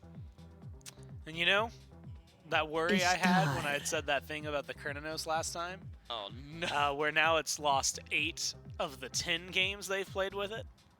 Oh, no. yeah, that's not great when you've got a 20% win rate with a god you're first picking. No. Does not necessarily feel too good don't- overall. don't I salty also run think it's back. worth mentioning going into that, it was a 70% win rate for the Guan Yu for the Titans. And, I mean, last time it was Ishtar, Erlang, Shen. They just flipped those two. But you'll never guess. They could go back to the Guan Yu right here, right now, if they so please. I think if the Bolts are running back 3 of the same, unless they are really going to change things, the only thing the Titans need to be worried about is how the first 95% of the game went, right? I think that there's a lot that is a lot more controllable, right? Your first 5 minutes, first 10 minutes, I think that they could maybe put a little bit of a stifle on. But they were a team comp built for late, and the Bolts, unfortunately, like you said, weren't able to get a lot of kills. Prolongs the game, makes the healing feel a lot better. Do they need to go back? I was going to say to the Guan Yu, but to the healing in general, probably not to make it successful. But I do think that the Bolts seem to struggle against it, and if Paul's going to get a triple kill and help win the game because of it, yeah, I think you go back to that pick at the bare minimum. I mean, unofficial quad because he found a pick on Lasbur. Yeah, because he got before Lasbur prior to fight even went through. So far, 6 of the gods from game number 1 have been drafted once again. Titans win with the exact same bands, Bolt with the exact same bands as game 1 as well, and still kind of leaning the exact same way. I believe it is Khepri immediately after for the Titans out of their top 3. The Guan Yu notably still available if the Titans want to go to it, considering that Tyr and Nox have already been picked up unless this Tyr goes to the jungle. Probably confirmed for Baskin over in the solo once again. Unless Khepri gets banned here, I don't see a world where the Titans can't just pick their exact same 5. Honestly, and personally, I will admit I'd root for that just to get both teams back in the exact same 5 because it's so rare that we ever see the same 10 gods. And I can't believe that they're enabling me on the Titans right now. The Bolts are going to not do that. Yeah, the pass ban I was excited for. And that's one of those moments where it feels a little weird until you start thinking about the fact that it's like, okay, well, I mean, admittedly, there's like 120 gods in the game. You probably could have banned something there. Even if it was a throwaway ban, it probably could have been something. But it leaves you with a lot of open opportunities. Still gives you maybe an open god to counterpick the Bolts, as opposed to the Bolts being able to just run free with whatever their bottom 2 are. So there's merits to it. I'm just salty that the Guan Yu's gone. Oh no, we could have had it. Yeah, we really could have. The Bolts ruined it. Confirmed, not only are they the only Nox players in the league, but they hate fun. They're just salty. This isn't the salty run back. This is just them being salty. Well, admittedly, if I lost a game the way they just did, I'd be salty too. Like, Are you here's the kidding me? thing. Baskin destroyed SOT in solo. He soloed him like twice. Just let him have it. Do it to him again. Why are you banning it out? Are you scared of a little Guan Yu that you beat down for the first 15 minutes of the game? Come on, man. 90% of the draft is the exact same, and it's the Guan Yu of all things, not the hell, the Guan Yu that gets banned? Come on, man. Happens. Paul triple killed your team, and you're banning a Guan? That happens. I hate it here. I mean, I don't know. I'm excited. Like, again, if you're looking at the Bolts, I'm done. you played They hate fun. 97.5% of that game. Like, perfect, right? You're coming into this expecting to go very similar. The only downside, I actually almost dislike this more than you know, just for the jokes, because now the Titans know what your early game is going to be. You just played this comp. You're not bringing anything special. They know exactly what to expect out of you. They know exactly what your goals are, where your power spikes are going to be, what your builds are going to be looking like. So they get an open opportunity to try and figure out, like you said, how to change certain things. How do you make it so that that tier isn't getting a first blood? How do you make it so that, like, the Kernanos, the Agni maybe aren't hitting as hard? And where do you put that pressure? And so I like the fact that it almost forces the Titans into a change, as much as it is a little disheartening, because I'd love to see the same 10 gods, because very rarely do the exact same players play the exact same gods 2 games in a row. Like one hand we can count that, I think, over history? Yeah, I'm pretty sure it's just 3. Wow. And 2 of them were like space station games way back when. And we've had over 400 games this phase alone. Or no, yeah, this no, year. 400 yeah, this year. And like around 400 the year before and the year before. Like, That alone is 1,200 games, and We're it doesn't approaching happen like there. probably 4,000 competitive games, and 3 have been true run backs. Yeah, doesn't happen a lot. That's It might be like That's 4 wild. now. Maybe we have to. I might have to double check. I haven't looked. I mean, it hasn't happened this year. No. And we haven't looked since like ages ago. so close. because it never happens. We're so close. No, man. not the pine cones. We're so close, man. We're so close Not to the the run pine backs. That's- I'm sorry. I didn't mean. Those pine are cone. future trees you just knocked over. But that's not gonna do a lot of good sitting indoors, is it? Well, What are we gonna plant one in the middle of the studio? Break the concrete Yo. and grow a tree? we can make a little garden though. Just Get cut me, like a hole- little tranquility garden in the middle of the studio. cut a- We gotta get back on track. We did talk to Mike about that maybe later on. But Olympus Bolts, exact same 5 out of them. Tartarus Titans, the only difference now is an Osiris joining the mix. Yeah. Do you think this Osiris may be better or worse against fighting against this tier in solo? I don't know. Maybe actually worse. Like I don't know. His getaway is nice. Like, but it's still linked to his ult, so very similar to Guan Yu. He's got slows, so that theoretically can stop the tier from staying as close to you. But like, a lot of what tier's gonna do to a Guan Yu, he can still do to an Osiris, right? Like, it doesn't really like you're not all of a suddenly immune to getting fearless all the time. I think having your passive might be somewhat helpful in terms of being able to walk through people sometimes. But yeah, no, I think he's still gonna struggle, at least in the early game. Late game, it brings a lot of different factors, right? You've got a stun now, you've got your own prots that are gonna be raised. You're gonna have Lord of the Afterlife, so anti-heal now that's getting thrown towards the other side of the team. But a lot of slows. And a lot of admittedly decent damage that you can deal with it. I also think that the Osiris comes online and deals a little more damage earlier on than like a Guan Yu. So like as far as boxing matches go and going punch for punch, he probably has a better chance of making the tier worry about it getting aggressive on him, as opposed to like maybe surviving through it and things like that. Well, we'll see if this Osiris can help out the Tartarus Titans to maybe find their win a little bit earlier, or is this one change going to be enough for the Olympus Bolts to take us into game number 3? We got to jump, though, into game number 2 with Dulcin and Trelly. That's right, we're going back into it now. Bolts and Titans, maybe just one more time. I was about to say if the Titans can clean up their game, because that's what I was going to say for 99% of game 1, but I suppose it's the Bolts that got to clean up their end game at this point. And Trelly, they're going to have the same exact composition to do it. Slightly different for the Titans, and I do mean slightly. Ben is going to walk over to Ward. Does he have his dash? Pin. He does have his Has dash. so he'll get out just fine. But, you know, so this is, I mean, I essentially, I guess, a breakdown of game 1, but also opening the door here to game 2. Yeah. How different does that game look if Baskin doesn't solo kill Sot and then get a return kill thanks to Lasbra just a couple minutes later? Because eventually the tier just started taking over a lot of the space control in those objective fights. Right. So is this the Titans saying, look, as long as Sot doesn't die twice in 2 minutes in lane, we're feeling much better about our game? Well, to me, it seemed like the confidence level from both of these teams, I can see where it's coming from, because the Tartarus Titans had the benefit of their carries going pretty much unchecked. I mean, Right. Paul was 5-0, Stewart also had great positioning, Layers did, you know, like they positioned super well, and if you don't have a comp that can kill Hell, she's going to survive throughout the full strength of the team fight. It's chaos. It's a mosh pit. I'm just going to It watch this shouldn't fight. Die. No, Stewart will dash forward.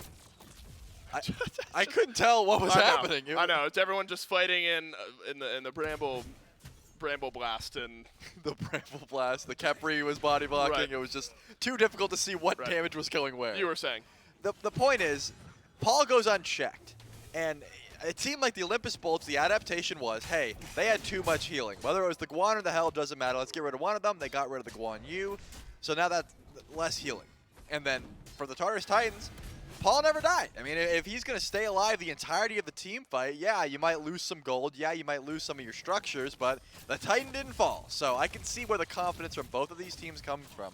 I'm in awe that Lasper goes back to the Nem, because, I mean, Nem's got a good matchup into Hell, notably. I mean, you're able, but late game, if you waste that shield once, you get 100 to 0'd. I mean, Hell just has too much damage. So if the change up here is that Lasper holds his shield and tries to dive the Hell, I'm here for it. I want to see it. So if that's the call, I'll be waiting for that play to happen. But until then, I need to see the Olympus Bolts put pressure on the mid lane. Yeah. Maybe not early on, but Paul's got to have a death on him before these objectives start going down. I don't be concerned.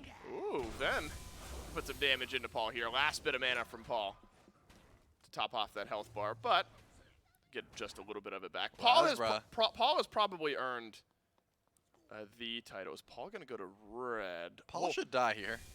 He just turned around in time to see Lasbra. Beads get used. Laz uses the second dash, but doesn't have the damage.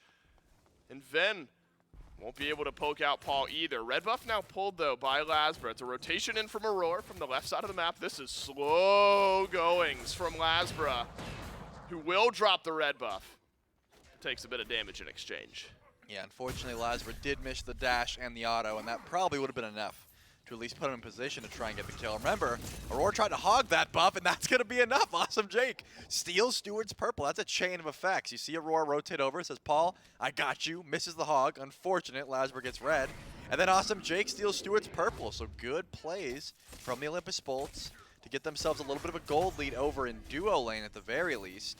But also, Lasbra is a bit behind in the jungle. This is what happened as well. You saw a little bit of aggression, but Layers was able to find XP leads by prioritizing that farm, and he's done that once again. So, hitting level 4 first.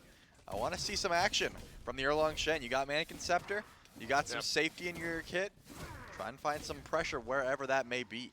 Didn't see it in game one. No. I mean, right? Layers came alive in the last team fight of the game to provide a bit of damage and some good setup, but for the first 28 minutes or so, was only above the supports as far as damage went. He was fine to just sit back, farm things up, and move a bit later on into the game. Now the question ends up being, Trey, I mean, I don't want to fast forward to like team fight time, anything like that yet, but in all likelihood, think back to how game one went. We had 2 kills thanks to Baskin for like 15, 20 minutes, and a kill or 2 around an objective for the next 15 minutes. So it could be a longer paced game here, and we'll return to some objectives when they start spawning. Though Layers, just a bit early for the blue buff invade, might be able to damage out Baskin just a bit. He'll be around here when this objective spawns, but so will Lasbra and Ven. I think Layers realizing that the mid lane are gone. Would be a lopsided fight. Though a bit of action now as the blue buff being looked at by the Titans. Baskin hoping to defend it. Will pick it up. Use the Lawbringer, but Lord of the Afterlife searching from Sot. Empty-handed, no root, and no chance for a chase. Yeah, it seemed like if SOT connects with that ult, maybe Layers decides to blink in and use the 9 turns blessing to try and CC this tier, but because it was off and Baskin did not go to his own tower, decided to go to his own tier 2, jukes that ultimate, and it's going to be just fine in lane. But it looks like SOT did not get his own blue buff and has no mana to try and defend it, so maybe Baskin decides to get active, should be able to heal back up on this side of the map and look towards that blue buff for himself, but Layers is going to hang around. I saw him rotate towards mid for a bit. It's not going to stick around. It's going to help SOT with its blue buff, which I think is definitely the smart call. And it's difficult analyzing this game, Dave, because, you know, in game number 1, by all accounts, Tartarus Titans did everything wrong. There is nothing in the SMITE handbook that says being down 20,000 is good. But sure doesn't. They were able to hang on just long enough to hit their power spikes. So I still want to see those adaptations, you know. Saying, oh, Layers doesn't have to get active because they won last game, right, I don't think is correct. They were still down 20,000 gold. So I don't want to see Layers sitting back on this Erlong Shen. You've got a power spike. You've got that blink. You've got Crusher coming soon. Where's he going to put that pressure? It looks like Lasbra recognizes SOT's out of mana. Does have Lord of the Afterlife, but he's going to stick around just in case some damage comes through. Doesn't look like it, but either way. I'm looking at this Erlong. I'm waiting to see that blink on cooldown. I don't know if we're going to see it, but I would like to. Well, it's hard. I mean, you sort of posed the question. What do you think? Ven, he's got dash. He's got beads. Barracuda can dash away. Also has Wild Hunt. Jake's basically been hovering left the entirety of the game up to this point. Hasn't rotated out of lane just yet. Maybe it's a scrap up against Baskin. Layers has been able to do a bit of damage. But Lawbringer forces Baskin away just a bit, but the root from Sot might be enough. Fearless sends the Osiris back, and the beads are helpful.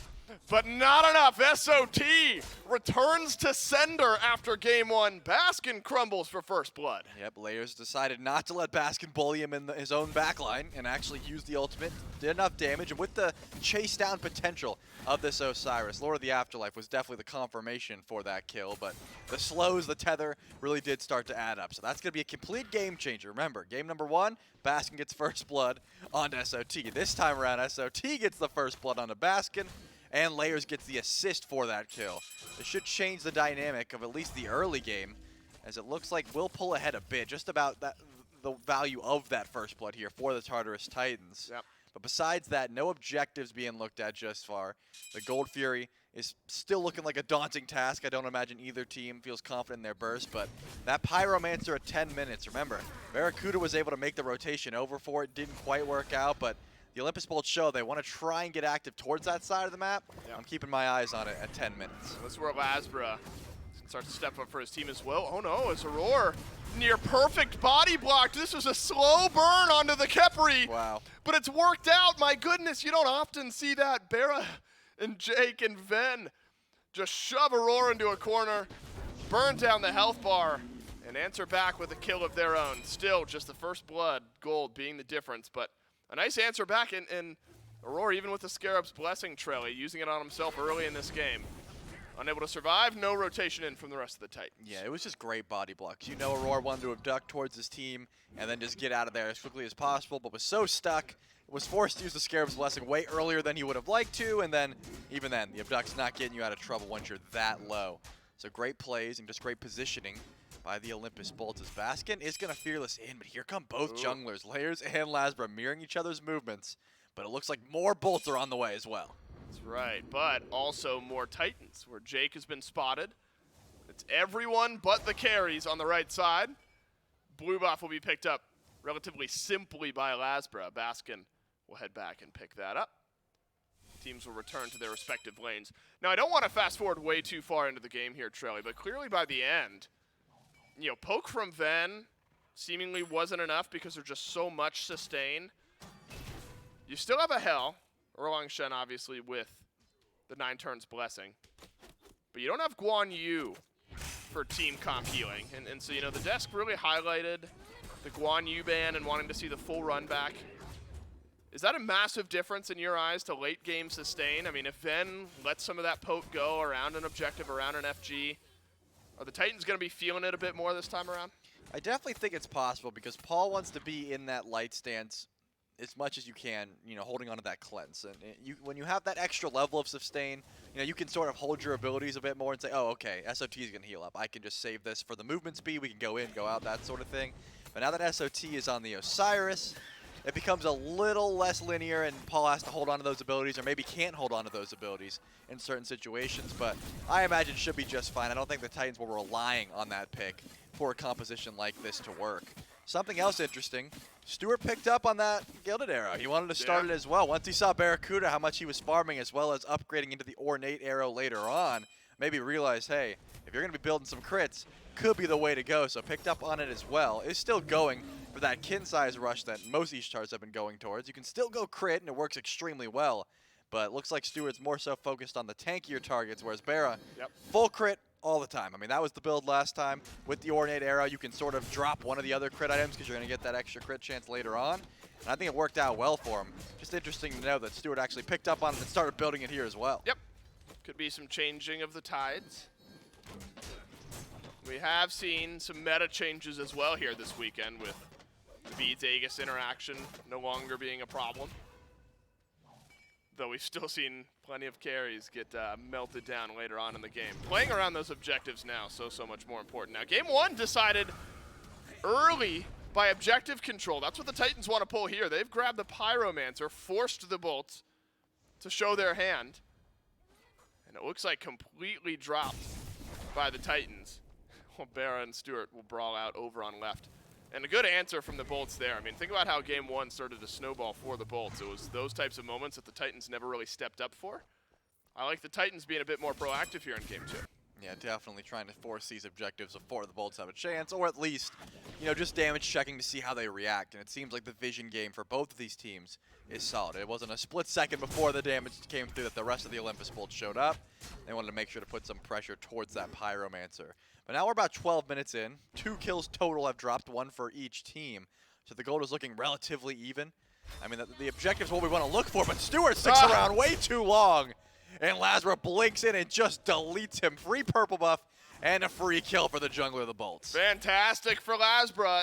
The Bolts, you could tell, needed a bit of a spark here. They were starting to just move with the tide that the Titans were setting.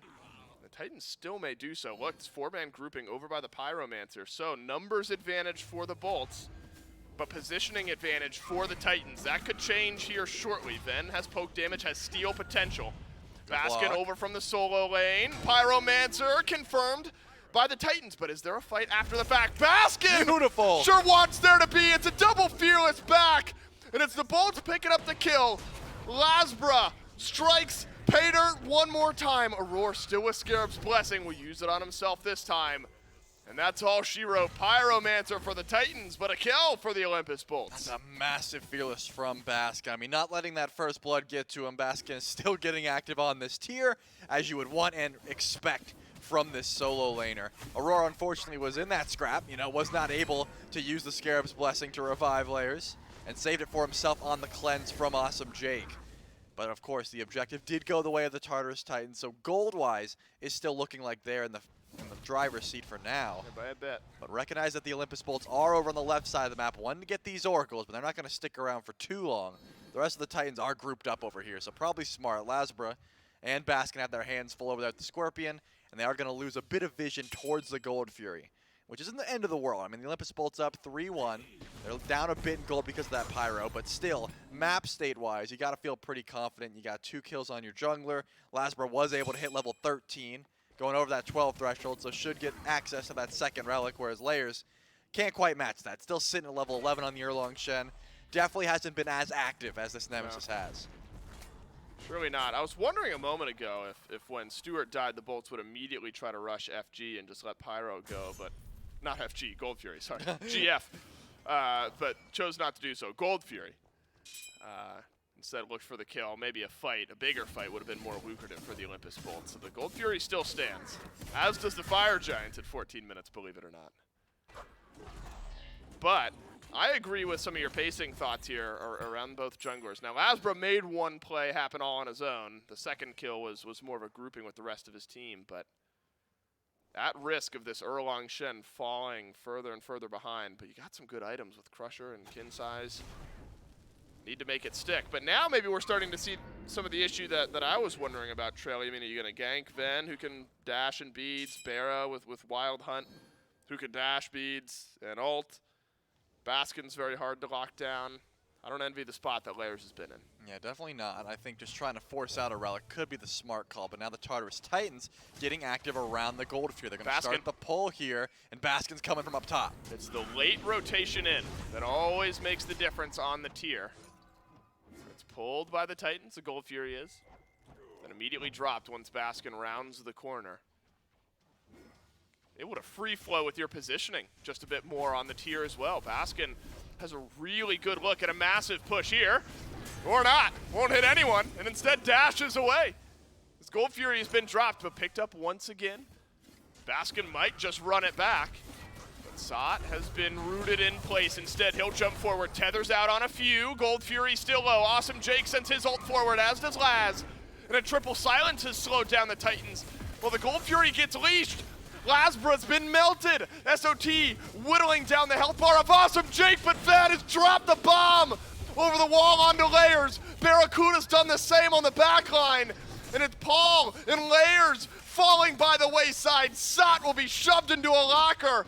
And the Olympus Bolts, they'll find another. Exactly what you called for, Dave. Baskin went for the re-wraparound, comboed it with Ven over the wall, and they were able to find that pick. You could tell he went for it the first time, blinked on a Paul, was off the mark, and said, you know what, I'll try again. Ran the whole way around, and this time made it stick. You can tell the Olympus Bolts have a target on Paul's back. They know what happened in game number 1, and they're not going to make the same mistake of letting this hell go unchecked. They don't even care about that Gold Fury. They're heading right for the Fire Giant. 16 minutes into the game. Layers and Aurora are on the way, though. It's going to take a while for them to get here, but you got to imagine they would like to make it in time. But with a good zone for Baskin, there's no way they make it here in time. It's only Aurora, and he's too little, too late. Aurora, no. No chance for this Keprey, and actually, now without Scarab's Blessing in a really bad spot. Baskin, maybe, wanting to go beneath the tier 1. You don't want to throw away one of your hard-fought and hard-earned Fire Giant buffs right away. So I was right about the Bolts pulling FG. It was just a couple minutes after I had initially said it, but still a 16, 17-minute Fire Giant. Massively early now for the Bolts. The gold has started to build up, but has not been spent just yet by the Olympus Bolts. Still hanging out here on the map, still. Yeah, most of that gold lead sitting in the pockets of the Olympus Bolts, so not a terrible spot for the Titans if they can catch them before they back. And the Gold Fury's still here, I forgot. Gold Fury pull. SOT gets caught out early, but probably wanting to let this one go. It's a risky call, but the Olympus Bolts actually want to retreat and not go for the pull here. SOT's tether was down, but it looks like still holding on to it. They want the fight, but as you said, they haven't backed and spent that gold up yet. Not feeling too confident. Oh, Baskin, he took a lot of damage. Where from? Aurora. Looks like he sent out the Sunder. Titans continuing to set a perimeter. Really, more than anything, they're burning time away. There's only 2 minutes, 45 seconds left on this FG buff already. We've spent 30 or 45 seconds of it dancing around this Gold Fury and chasing out Aurora. Now it's going to get pulled yet again. Titans close by. Lasbra and Layers on the other side of the Oracle Pit. Baskin this time goes a different way and is sent to roar back. Watch out for Ven. Keep your eyes on the Agni. He'll push back the Titans just a bit further. Lasbra. Couple good targets, good silences from Awesome Jake. Baskin in once again, and the Bolts get the Gold Fury. But now it's Lasbra on a bit of a different page. He wants to fight more. Now the rest of the Bolts turn the page and join their jungler. Baskin picks up the first, and it looks like the Tartarus Titans as 4 will escape safely. They're able to catch SOT though, and Ben's got some follow-up damage, but the heals from Paul should be enough to make sure no more Titans fall here. 7-1 in favor of the Bolts after that Fury goes down. You could tell the game plan was clear. Try and drag this out as long as possible. They have Fire Giant, and we don't want to fight into them. But unfortunately, the Olympus Bolts were dangling the carrot just enough to make sure the Titans try and go in. Layers blinked in, attempting to peel for SOT, but I think the Scarab's Blessing had his back. I don't think Layers had to dive that far. Now it's time to try to get the first tier 2 tower of the fight. Looks like SOT and Paul are on the wraparound though, and Lasbra, he's not even here yet. Jake is tanking up this tower, though Aurora the first to drop. Jake could very well be out of this fight here in just a moment as well. A little bit of sustain for the Olympus Bolts. Soul Gem from Ven helping out there.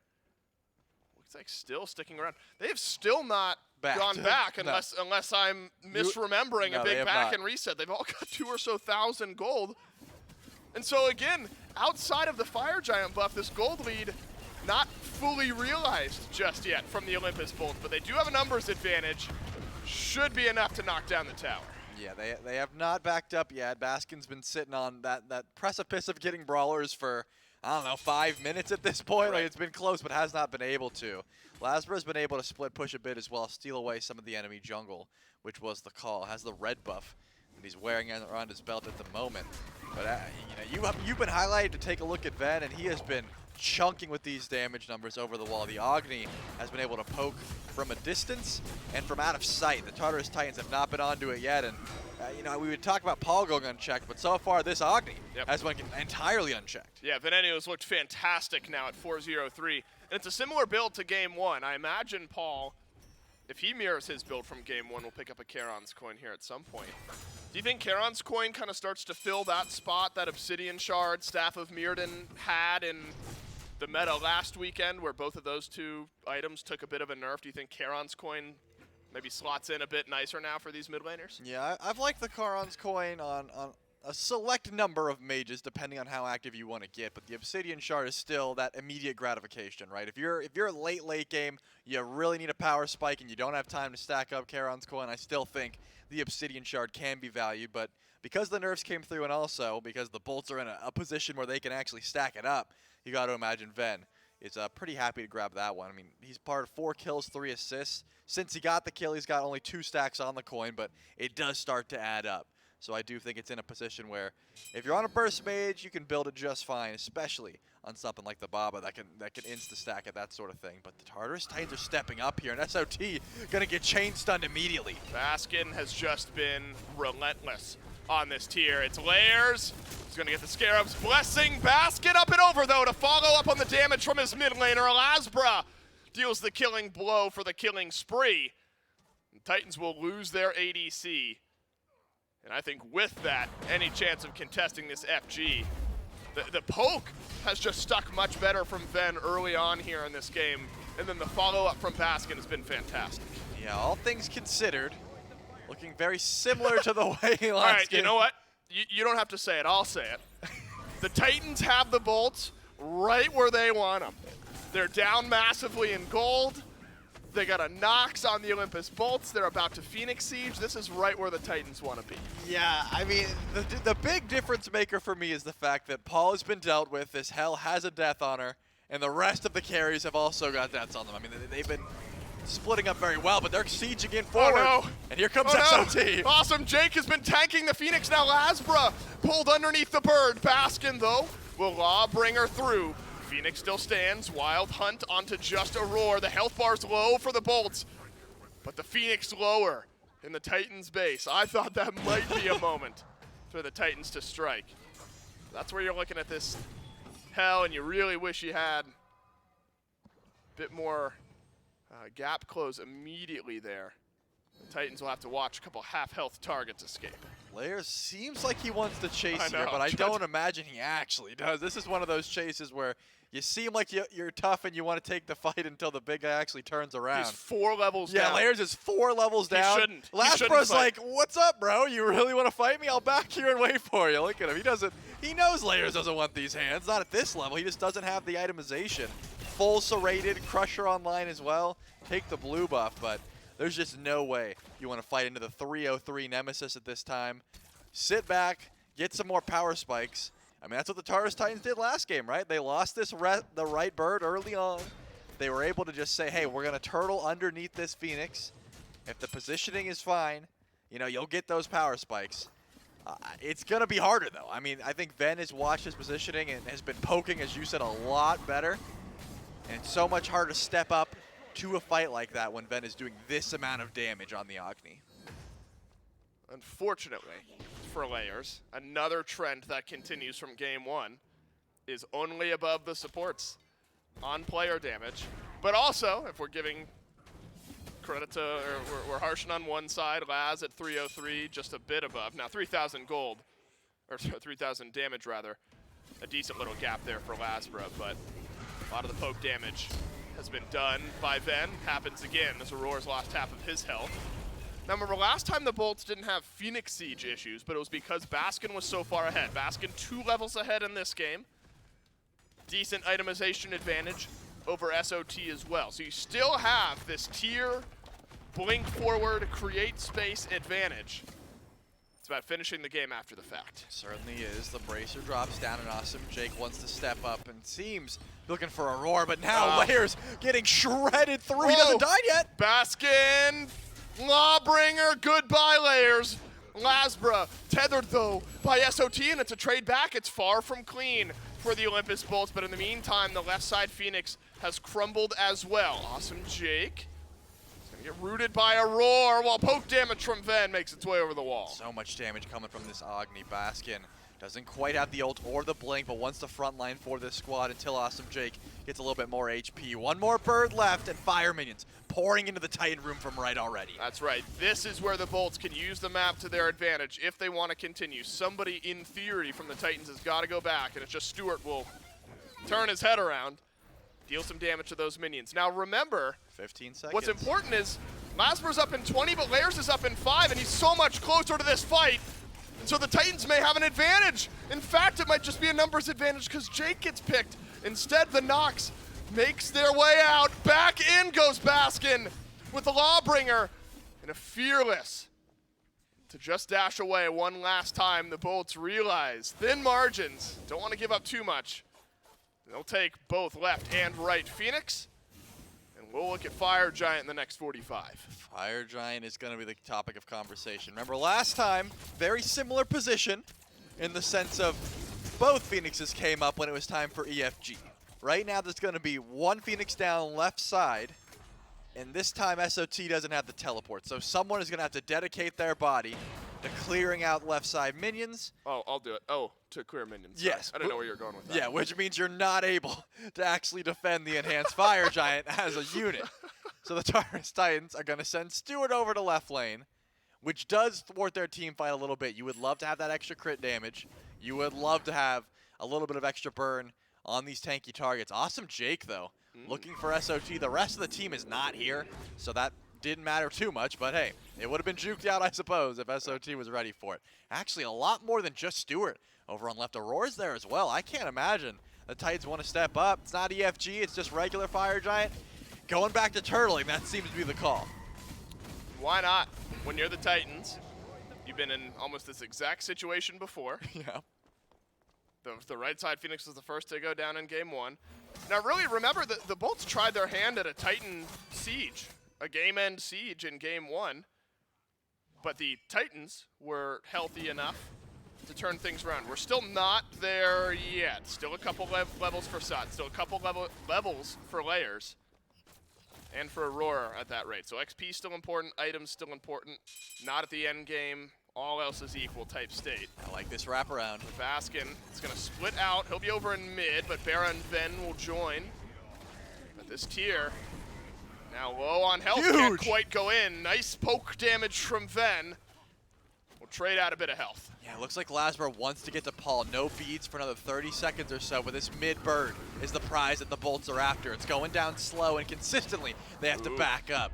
Beads from Lasbra, he's going to have to retreat as well. Ult from Layers, though. Yeah, but it looks like the ult is going to be down from Layers to grab those beads, whereas the Bolts have just about everything. I like the idea of splitting up. Lasbra going over to the left side, pushing in those fire waves. Baskin going over to the right side, doing the same.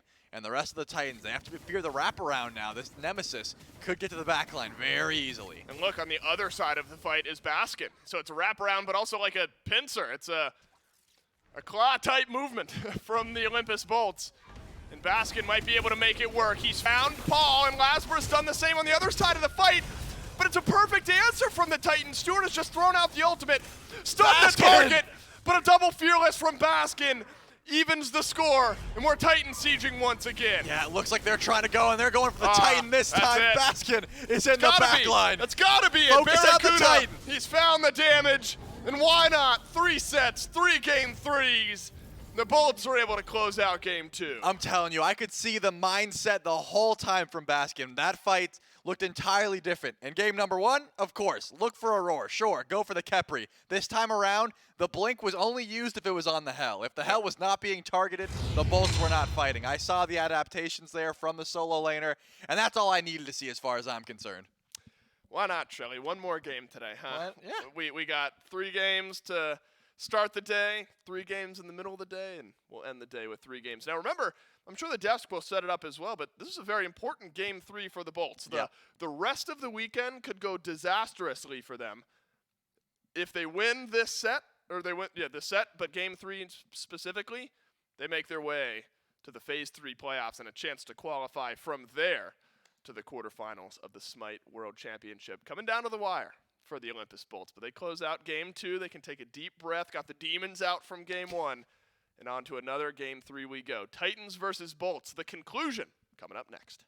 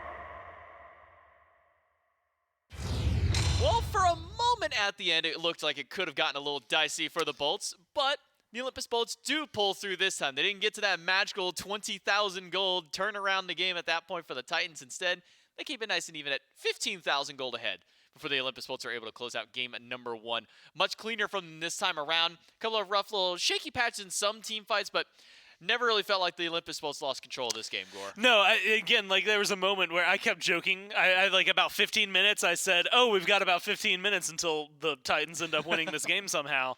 And then I said it again around 27 minutes, and then I went, oh, no, I lied to you. It's about 5,000 more gold at the time, which, admittedly, like you said, game precariously closed. The pick around the Phoenix from the Titans felt like it was on the precipice of maybe a big turnaround. But no, they held on to their lead. They played it well, and I think they were able to find a lot more. And honestly, the saving grace, I do think it was going to be a turnaround, but it was specifically a two-man Fearless by Baskin in the Titan room that really helped solidify just the fact that things weren't going to slip through their fingers. Otherwise, this game, very similar to game number 1. In fact, maybe even more controlling than game number 1. The Bolts have a massive amount of kills. They're finding a lot more, I want to say, comfortable poke around the Phoenix sieges. Not the Phoenix sieges, but the Phoenix sieges themselves. But it is the control from the tier. I think that Fearless right there is the one that really helps solidify and lock things down. Why? Because it kills Paul. And that is the most important thing out of all of that. If you get rid of the healer, you get rid of the damage from the Hell as well, and all of a sudden it's so much easier to kill off Layers or Aurora or Stewart or Sot. It's very, very easy to burn through every single one of them. And so they did a great job by isolating the mid laner, killing him off, and dealing with the Hell. I'm just going to say this now, Gore, and I don't care what kind of heat I get for it. Oh. I don't want to see Layers on this Erlong Shen again. He has not done really anything in the last 2 games that he has played. Even the game that the Titans won, a lot of that was off the back of Paul on a good offense in the jungle. Yeah. I just don't think Layers has done anything on this pick in the last 2 games. And when you need a player to step up, and he did 9,000 damage. The only 2 people that he beat out were Aurora and Awesome Jake in that instance. Lasbra only did 11k, but he had Venenu to get that follow-up damage on there. Paul was able to do good damage and healing there. I think Game 3, I just want to see him on something different. Something that he will actually get proactive on, something he can actually fight on. This is a god that, from everything that I've been told and everything I've witnessed in the past, this is supposed to be an early game dominating god, and I have just not seen it so far. No, and you're not wrong. And it's not just here, right? It's not just now, but the Titans have had this issue over the last couple of weeks where we've seen it. Like, I mean, even game number 1, right? You pointed it out. They don't win that game because of anybody other than Paul. Paul really does help them. I mean, and admittedly, there's still some help, right? As far as the team being able to surge forward and set up Paul. Like, you go back, you watch that highlight. Jake's like this much health. Somebody else is getting a lot of that damage out there for them. But, you know, when you're looking at the jungle and you're looking at what this team has been struggling with, it's been playing out of the jungle, right? I think that playing through Layers just hasn't been their thing for the last little bit. And the problem is that before, if you didn't play through Layers, you played through Paul, and it balanced things out somehow. Kind of like if the Leviathans aren't playing through Shinto, they're playing through Panatom and vice versa. But now you've got this point where it doesn't feel like you can play through Layers unless he's on a different pick, because this Erlong's not getting very active. Or you can play through Paul if he's going to be playing this late game Hell, because you can do a lot of decent damage early on, but if your jungler's not getting involved, you're not going to get involved. And so it does feel like it's kind of this cycle of its own defeat. And so I do want to see what they can change, whether it's in the jungle, whether it's in mid lane, something for me to change to allow the Titans to get a little more proactive, because the first game, you can call it a fluke, you can call it whatever you want. They still beat the Bolts, and they do it by getting as deep into the game as they possibly can. Game number 2, they almost repeat that. But I don't want to bet on a team getting down 10,000 to 20,000 gold, having to wait 30 minutes until their Phoenix and their Titan is getting siege to say, now you can fight back. I want to see them be a lot more in the fights, in the trenches, at 5 minutes, at 8 minutes, at 12 minutes, things like that, to be able to put up a better fight. And we know the Layers, and we know the Titans are capable of the more early game style of play. We know they're capable of getting active, getting involved, I don't even want and early just game. winning. I just want something to happen before 30 minutes for them.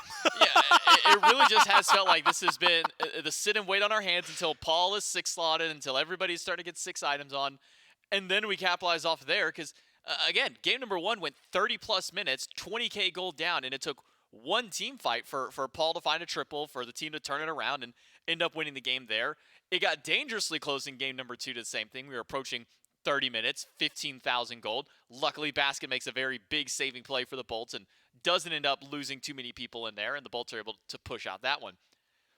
But this set so far, we just haven't seen any activism out of the Tartarus Titans. It has felt like it's been very passive play, and I know that in the past, you get Paul on a pick like Set, he's going to run the game. You put Stewart on a pick that he can carry. We know that also Stewart can carry games like this, but we just haven't seen it at all, Gore. We haven't seen it yet in this set, and I really want to see the Tartarus Titans ramp it back up and not depend on the 30-minute base siege defenses to be their winning condition. And so I think that's kind of where my mind is at, right? Very similar is try to gear for something a little earlier. And the problem is like, where do you shift that? Because you're hitting Erlong Shen.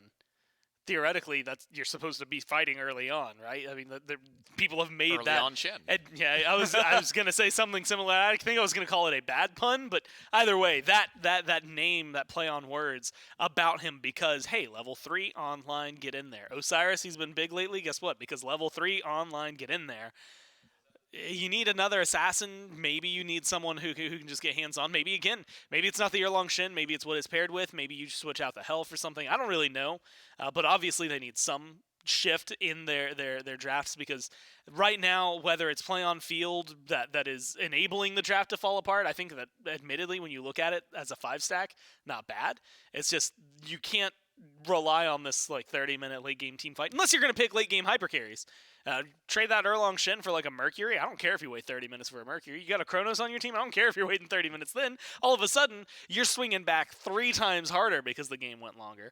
But if you want to get hands-on a little earlier on, either you need to shift up this playstyle or you need to find a little bit more. Coming into this week and into this set, the Erlong Shin had a 100% win rate for layers. It was 3 out of 3, and admittedly not a lot of games played, but like you were winning all of them when you played them. Now suddenly it's gone from 100 to 60. 60 doesn't sound that bad, but when you realize that it's because you lost 2 games in a row at the end, it does kind of shake things up a little bit. So I do want to see something happen in this picks and bans. It's going to be a shift. A lot more than the last one, right? If you're not going to go for the exact same 10 for everybody in the lobby, I don't want to see 90% of the same gods. I want some big shift from one side. And I don't think the Bolts have a reason to, because in game number 1, they had, 29, 30 minutes that they were winning, 97% of the game that they were winning, and then it comes down to one misplay on their part, good play on Paul's part, that makes things shift away for them. And then in game number 2, they play the exact same comp, and guess what? They just win, right? They do the same thing, but better. And so I thought that it was going to slip up because the Titans would know what was going on. But if they don't start to either ban things out or force the Bolts onto something different, then I expect that what we'll see is game 3, starting off, the Bolts getting ahead and getting a lot of gold, and then suddenly they're just winning again.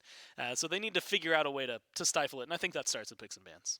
Well, there was one change. It was the fact that Osiris killed the tier before the tier killed the Osiris. That was the one change that at least came from the Tartarus Titans in the early game. But one change does not fully swing a game out there. We'll see if anything does end up shifting up in game number 3. Picks and bans are ready to go, so we can jump in with the Olympus Bolts and the Tartarus Titans. Game 9 of our day. Yeah, you heard that right. We've gone the full distance now in all 3 of our sets, and I like this immediate change by the Titans. While Barra may not have been having the most pop-off game on the Cernanos, it takes the comfort pick away from the Bolts. It removes this, okay, they've been kind of coasting by for 2 games on the same pick. We're getting into the depths of game 3 now. I like seeing the adjustment there by the Tartarus Titans. And I also like the switch for them to be first pick as well, right? Like, I think a lot of this enables them for a lot more. It's this weird thing. A few weeks ago, and over the last, 6-7 months, I would argue second pick felt better. Not because of the counter pick at the end, like you would maybe expect in Season 1, Season 2, when that was a very big conversation, especially in the solo lane. That was like the whole point of being second pick, was to get that counter matchup. Instead, it was mainly because there's so many good gods out there that they might get the number 1, but you're going to get number 2 and number 3, and the gap between 2 and 3 wasn't that big. I still think a lot of that is true for the most part, but we've been seeing some of these gods that have been first picked being the most problematic thing to deal with.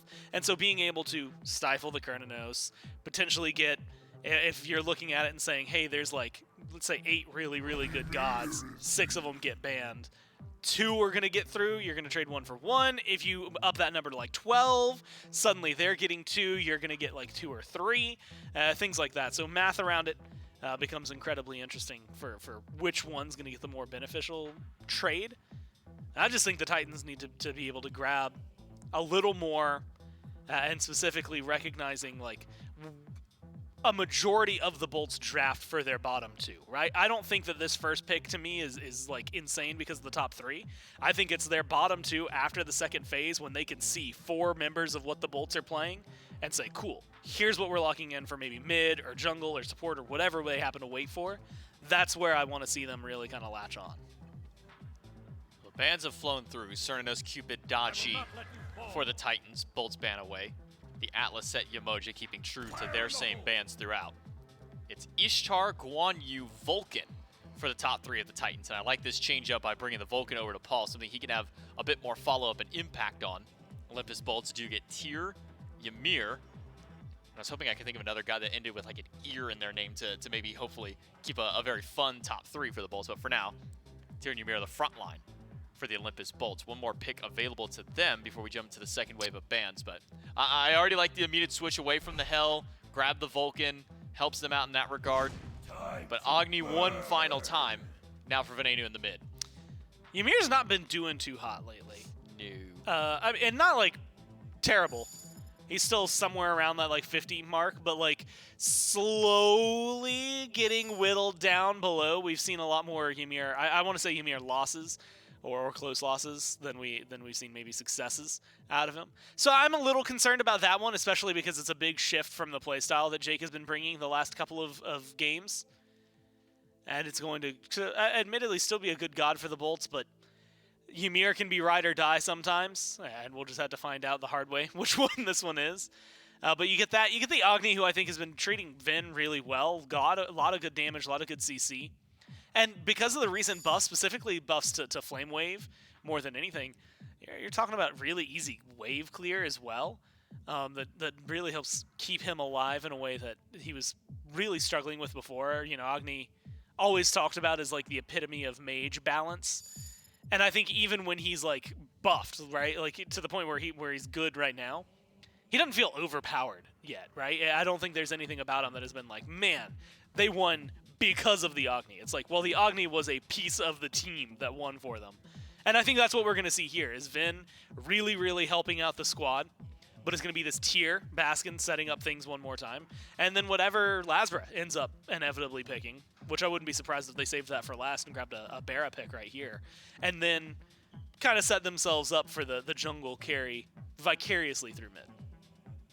You know, kind of funny enough, talking on that same point that you had with the Ymir, where he's not been winning a whole lot as of recent.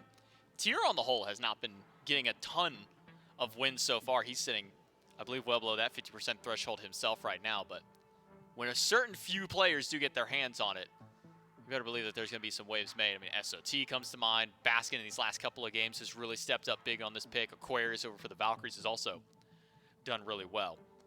But as the second wave of bans concludes, it is Ganesh Athena from the Olympus Bolts. So 4 bans in the Guardian tab. I can't say they're all support bans, so they all can be supports in that regard. And then Nemesis and Pele for the Tartarus Titans. At least open a Fenrir for Lassus, something that he can get involved on a little bit early on. And also just something that can set up really nice for the Agni. I mean, what's easier than locking down a target with your stun, having the dog pick him up and drop him in the middle of everything? Yeah, very simple, and again, real easy to follow up too. Although, you know, normally you think about that and it's like the mage damage, and like, again, Agni has good damage, but like, Meteors and Flame Wave are the ones that you're going to be dropping the most on to follow that up. So I wouldn't be surprised if Bara has to pick up something that can also feel really solid in conjunction with a Fenrir. Otherwise, it's not like it's like bad by any means. It just doesn't feel like the standard combo, I guess, is the way that I'm looking at it. Still a lot of damage from an Agni. Anybody who gets dropped down by a giant wolf will experience. The thing I'm curious about, and I know it just lost a game, but like, you know, you got the Emoja, the Atlas, the Ganesh, the Athena ban. I wasn't thinking about the Ares. I was like, well, you know, we just saw Roar play Kepri. Yeah. So that would have been a very easy pickup for him. But also the Ares is something that I believe the Bolts banned out first game. If not, maybe I'm conflating it with a game that happened way, way, way long ago today, because it's been quite a bit of a day so far. But I like this Ares, right? If you're looking at what tier has for success and aggression, Chains shut that down. Hey, guess what? Fenrir, Chains shut that down. Agni, his escape, Chains shut that down. Ymir's just slow anyway, so who cares about that guy? It's just very easy. 3 really solid targets for the Chains from Ares. Very good damage and good follow-up behind it as well, right? I mean, you had mentioned it, both the Vulcan with the Ishtar. There's a lot that the Titans are going to be able to do to 3 individual players on the Bolts, maybe 4, depending on what Bear ends up picking up. And so I think that feels really solid. I'm also excited to watch the Thor, just because Thor is always fun to watch. Chernobog, the final selection for the Olympus Bolts. Hunter, 80% win rate in the 5 games that he has been picked up. And it's kind of wild to see, you know, where Chernobog has landed himself within the meta, considering we come right into Masters 1 and then into the summer split. Chernobog is the talk of the town. Everybody's either picking up this god or banning him. As we start getting towards Masters, Masters 2, or Summer Masters in this case, starts losing a little bit of favoritism. Not as many teams are going towards him. And now in phase 3, as you can see, has only had 5 games where he's been played, maybe 1 or 2 for this phase where he's been banned out there. But he is winning the games that he has been picked up in more often than not. So a little bit of global presence now for the Olympus Bolts with that to try and, I almost said to try and match the global presence, but the Athena was banned. It's an Ares. I don't know why I almost mixed those up too. The semi-global with the Thor. That's where I was going with, some of the semi-global out there. So for the Bolts kind of changing up this roster a little bit, does this give the Olympus Bolts that same level of early presence that they had with their previous 2 compositions? Or do you think the Tartarus Titans maybe have something to try and match this a little bit better now? Well, I think the Bolts are still in a similar spot, right? I think they transition well into a late game, but I think that they can play early on pretty easily. I do think that the Titans have a much better way to match them, though. I think that Thor is going to be able to do, a lot more damage more recently, but also he's going to be able to enable a lot more. Ares enables a lot more. The Vulcan deals more damage early on. It feels like, especially in that mid 3v3, I have something I can expect from the Titans now, which is admittedly what I expected the last couple of games, but just never got. So maybe it falls flat. Maybe they don't get an active, because we saw that an Erlong Shen should be active. Did not happen, but Thor has to be. I also have to give Layers a shout out because I was looking at it, and again, he's played on a lot of teams. You know, you go back to the console days, played for well, what I'm seeing, Hype Unit, Aware, Astral Authority, things like that. On every name that he played under Thor as, he's got a very good win rate under. But just looking at 4 Pro League level play, you've got an 83% win rate for just the name Layers. It feels like it's been very solid with them. One of those picks that admittedly Sot played more than Layers did for a long time. But I'm excited to see what this one can do because it has enabled Layers in the past, and I think it should, and what they need is for it to enable Layers now. Yeah, because more than anything, Layers, and can maybe even throw Paul, at least for in game number 3, need to see an upgrade from game number 2. It's a very quiet game from Layers in 1 and 2. Will Layers and the Tartarus Titans be able to bring this one back? Are the Olympus Bolts going to take this one home and seal that 6th seed for themselves? We'll find out in game 3. That's right, maybe the most important game of the year for the Olympus Bolts so far. 1 win away from not having to worry about, well, potentially, we'll see how phase 3 playoffs go. I was going to say not have to worry about group stages, not have to worry about qualifying for Worlds, but for now, it's about getting to phase 3 playoffs and being one of the 4 teams qualifying to quarterfinals from there, giving yourself a chance. That's what the Bolts have an opportunity to do here today. Tartarus Titans, though, they've punched back a couple times in this one, Trelly, notably in game 1. Bolts, I talked to them out in the break room a bit just now, probably feeling like this one should have been A 2-0? 2-0. Yeah. Wouldn't you guess it? Up 20,000 gold in game 1. But really, for the first time this set, we get 2 somewhat heavily altered compositions, with really Barracuda and Laz being the big changes on the Bolts. Paul and Layers then for the Tartarus Titans. I mean, and Aurora, I suppose. Dave, I've had 6 ranked games that were down 3,000, and you're telling me at 20,000 the Titans, their mental is not gone. They're That's still right. looking for the end. So I guess They got Paul on their team. Yep, you got Paul, you got Stewart, who was popping off as well. The game's never over. But I do like the look. I like that the desk was highlighting Layers on the Thor. I think this is a pick that doesn't force you to get active in the early, but at level 5, you're pretty much open to look for some aggression, right? Either side lane could be the call. I think Ven on the Agni could also be a target you want to try and force the beads off of. You got good follow-up throughout, and it looks like because Aurora is also going to be trying to find those beads, I think this does give the Tartarus Titans some levels to get active and try and get aggressive, but given the style of which they've been playing, wouldn't be surprised if Layers does just stick back and start farming. Don't say that, Trelly. Lasper on the Fenrir, though. This is what I'm Okay. talking about. He loves getting active. Lasper's going to try and find a kill before level 5. I'm almost sure of it. Okay, we'll see. I need to see some spice I out want of to the see an junglers Anvil here of in Dawn. game 3. That's right. I want to see an Anvil of Dawn at level 4. That's how spicy I want to get here. You want to see just blatant cheating. Right, but before he unlocks it, I want to see it. No, but that does change the pace of the game for Layers then throughout the game. Not only early, but Right. we're ulting and we are dunking in the back line. You'll have an easier time than he was on the Erlong Shen. Oh, yeah. In theory, finding the carries. It might be difficult to lock down Ven, lock down Barra, who have some escapability built into both of those kits. I want to zoom in on the supports, though, here, Trelly. Aurora versus Ymir. I feel like that's a storied duo lane matchup.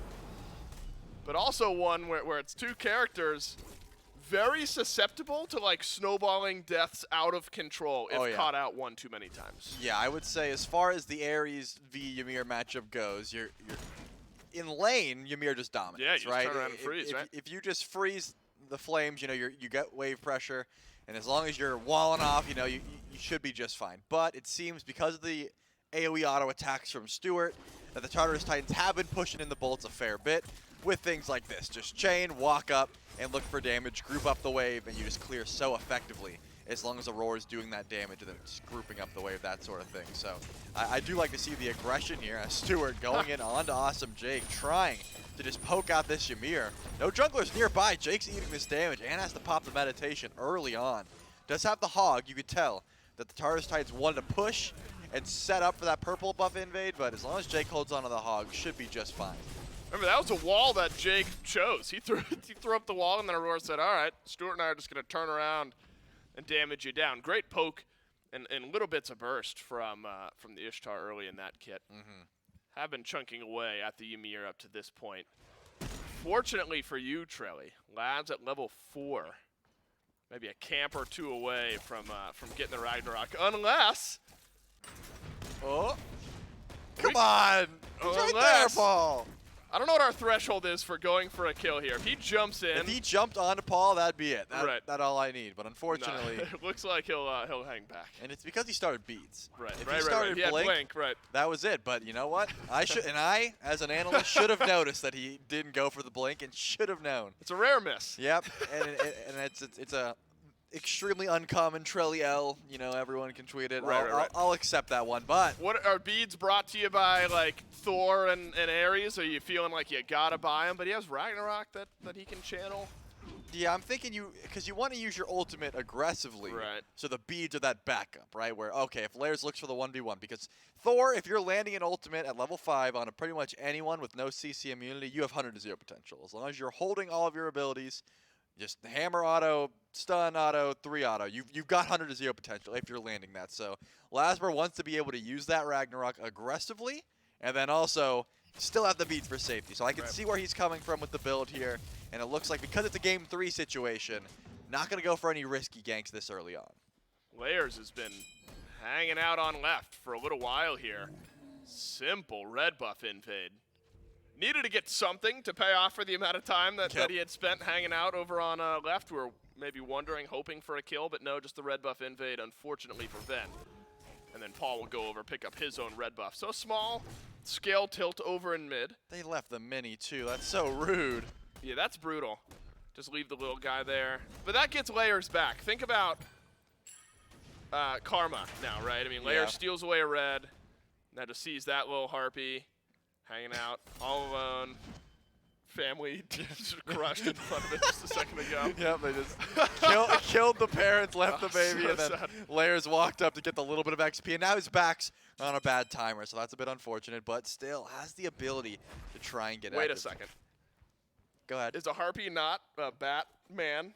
And that's what happened to. Oh, it was it was the origin story of. We're on this. No, it's definitely not. I'm stretching. No, I'm down to make the stretch. The worst part is me and Gore were just talking about a skin for because Benny Q played Atlas. Yep. And we were saying Batless, and I just want him to go around saying I am the knight. But I am the knight. But he'd be a bat, not the actual. Right. But Gore was saying that was getting too close to copyright, so maybe this is No, even worse. there's a big space in between, right? Between bat space, man. Right, okay, I got you. There's a big enough space that I covered my bases here. Okay, cool. We held on for a while. We're 9 straight games into our day. we held on. I'm proud of us for making it this far. But with Laz without Blink, really feels like either just sudden positional advantage or on Layers as far as junglers making their impact early. Both have Jotuns, both have the ability. Instead, it'll just end up being a little bit of poke damage. I do wonder, though, so a different change now over in the duo lane. They'll hold that thought as a red buff going to get invaded again by the Titans. Remember, Layers got this one cleanly last time. It looks like we'll hammer over the wall, so red buff stands unless Aurora can somehow make a play happen. Decent little wall there from Awesome Jake. Oh, here we go. It looks like The Bolts will drop their own red buff, but a hammer down from Layers, and it's caught Awesome Jake, who's been left alone and pulled back into danger. Paul for first blood, and Sot over from the solo lane. Not sure he has the legs to keep this one going. The Titans happy with their first kill. Certainly are. The cavalry charge comes through, but Barracuda wants to fly in and try and chase down this Guan Yu. The root, a little bit off the mark. Not going to be able to catch that one out. But you got to love the play, right? Layers goes on to Awesome Jake, forces him into that ultimate, realizes, hey, we're going to CC chain you to death if you don't. And then Aurora says, all right, you get that down now, we can pull him back in for free. You could tell that the aggression was coming from a mile away. I even looked down. Venenu upgraded his beats, like in preparation for that fight. He realized, hey, if Aurora ults me, next ult I'm probably getting pulled back. I don't want that. Put some extra gold into it. Yep. Didn't even have to use them because it looked like the Tartarus Titans brought the aggression towards Awesome Jake instead of that Agni, but I like the mindset. You don't want to start a bad pattern of having your beats down whenever these Ares ultimates are coming through, especially with a Thor in the mix. God, I have to imagine then, as Layers will wall off Ven, who's in a terrible spot, and an Earthshaker Right in the middle. Seals the deal. I think Ven walked back into the middle just to make sure, you know? He was I mean, it was going to hit the middle anyway. Yeah, He was dead anyway. Paul predicted the dash, and then Ben right. was just, there was no way he was getting out ever. And I think Layers held onto the hammer as well. And this is what, not only us, I mean, I didn't care which team started getting it done. Wanted to see some action early in the game. But specifically Titans fans, after 2 slower-paced Erlang Shen games, we're like, all right, you get the Thor, let's see something. Now Layers gets 2 for his team in the first 8 minutes. Yeah, I'm extremely curious because I've played. Actually, I'm going to hold that. I thought maybe Lazar would try and get active onto this Thor, maybe even chases him to his own back camps, but it's looking more towards the blue buff, it would seem. Lazar wants this fight. I've played with Layers many times in ranked, and I know it's a completely different setting, but this is not his playstyle to hold back. Paul gets aggressed upon, throws the beads down, and is actually looking to step up himself, but no wall from Awesome Jake. That'll be it. You know, Layers likes fighting early, and he gets bored very easily, which is odd to me because it's been the opposite of his playstyle as of recent. So I'm wondering if it's the team that's telling him to ease back or just the picks they're going for. This is the Layers we're used to, though. Right. The one that looks for 2 kills before 10 minutes and gets them. You said you play with Layers in ranked? I don't mean like we queue up together. No, I know, he's but like the he's in your games? Yeah. Surely he's better than like bronze or silver, right? How are you guys getting in? So I have hi-rez commands that puts me in the big boy games, and then I just feed. Got it. Yeah. Okay, that makes you're going up. He's not going down. My Yeah, goodness, exactly. Paul has got a lot of damage, and he's a level ahead. Watch out, Anvil of Dawn. It's up, it's down, and it's on to Awesome Jake, who in the Shards of Ice will find no safety, and he'll melt down right on the other side. Layers finally gets one for himself, and it's been Jake 2 out of 3 times. Certainly has. This Ymir has been not even out of position, let's be honest. Always on his like own at his side own of the back. jungle. He was at tier 2, but if you're ulting the ultimate from Layers, you're getting pulled in by Aurora. This time didn't even need the ultimate from Aurora because the damage was there. No stacks on the Gauntlet of Thieves. You need that item stacked before you're able to feel a little bit tankier. Yep. And it's just starting to add up. 2 deaths towards the Ymir, and the gold lead climbing. 1,500 in favor of the Tartarus Titans. And they haven't stopped for a bit. Once that Pyro goes down, now the left side of the map should be getting some attention here. Remember, Barracuda ulted in once on the Chernobog, but lost a level to do so. Stewart was able to get some pressure in that lane and didn't net much. The Root was not able to catch Solo or Troll, and it was essentially for nothing. So probably wanting to stay back and farm. Not call for the Chernobog ult unless you really need it, and try not to need it is the mindset. 3-0 for the Tartarus Titans. Now it's about forcing this lead, but again, you've got a great jungle pick in doing so. If Layers is able to maintain this pace, you got an Anvil of Dawn, great for starting off fights. And you've got Paul, who's very, very strong at this point in the game. A 2-0-1, the 1-level lead over Ven. But now the struggles really begin for the Bolts and Lasbra specifically, who hasn't been able to find it on the Fenrir just yet. You know, has the beads for safety, which we've talked about, maybe really feeling the effects of not having that blink in the back pocket. But Trelly, I'm not sure I've seen beads under pressure, except for Paul just a moment ago in the team fight. Haven't seen it on a consistent basis. Yeah, unfortunately for this Fenrir pick, I mean, just look at the Tartarus Titans and look at the amount of things that can cancel Brutalize. Every single person except for Paul has it. And because Paul is the target, Aurora's standing by him or Layers are standing by him at all times. And that's your 100 to 0 potential. If you can land the jump into Brutalize, then you can kill Vulcan. If you can't, you gotta have that Ragnarok, and Paul's been positioning extremely well. Only once have those beads gone down, and since then, I mean, Lazarus has not put any pressure towards mid lane. He's got to keep farming on the right side of the map. So because of that, this Vulcan has been extremely safe, as well as Lazarus has not been able to get active or find these clutch kills that you would want to look for. It's all been on to Awesome Jake, and that's pretty much been it so far. Looks like left side of the map is the call for the Tartarus Titans, but not going for Gold Fury. Just going to steal away that purple buff. That's where you can start to compound this gold before your team wants to pull out that Gold Fury. The Bolts have lost a good few of their buffs this game. Think about the solo red buff invade from Layers earlier on.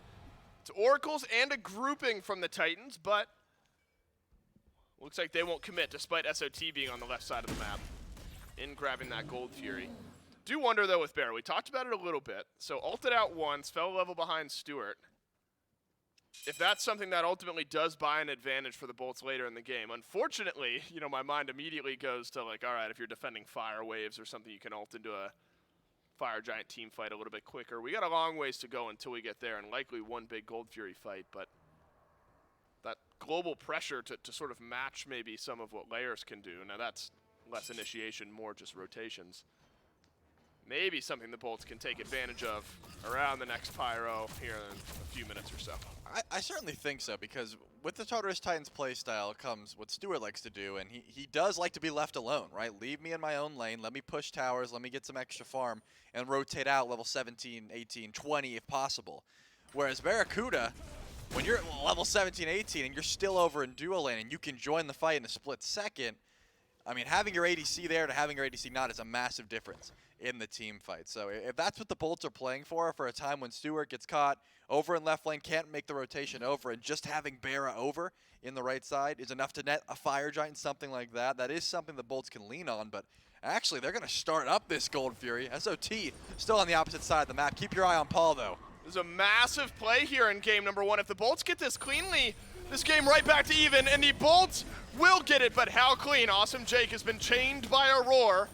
Hoping to get away, won't be able to do so, and another kill onto Jake. This time goes to Stewart. And it looks like the rest of the Bolts will be just fine. Jake for Gold Fury, that's your trade. And you're certainly happy to take that one. I said keep your eyes on Paul. Baskin was keeping his eyes on Paul and zomed him off. Didn't let him get even close to hitting an Earthshaker there. There is a bit of a grouping, but Baskin was on a ward. You don't want to step up to 5 of these Titans, but you also don't want to let your tier 2 tower go down.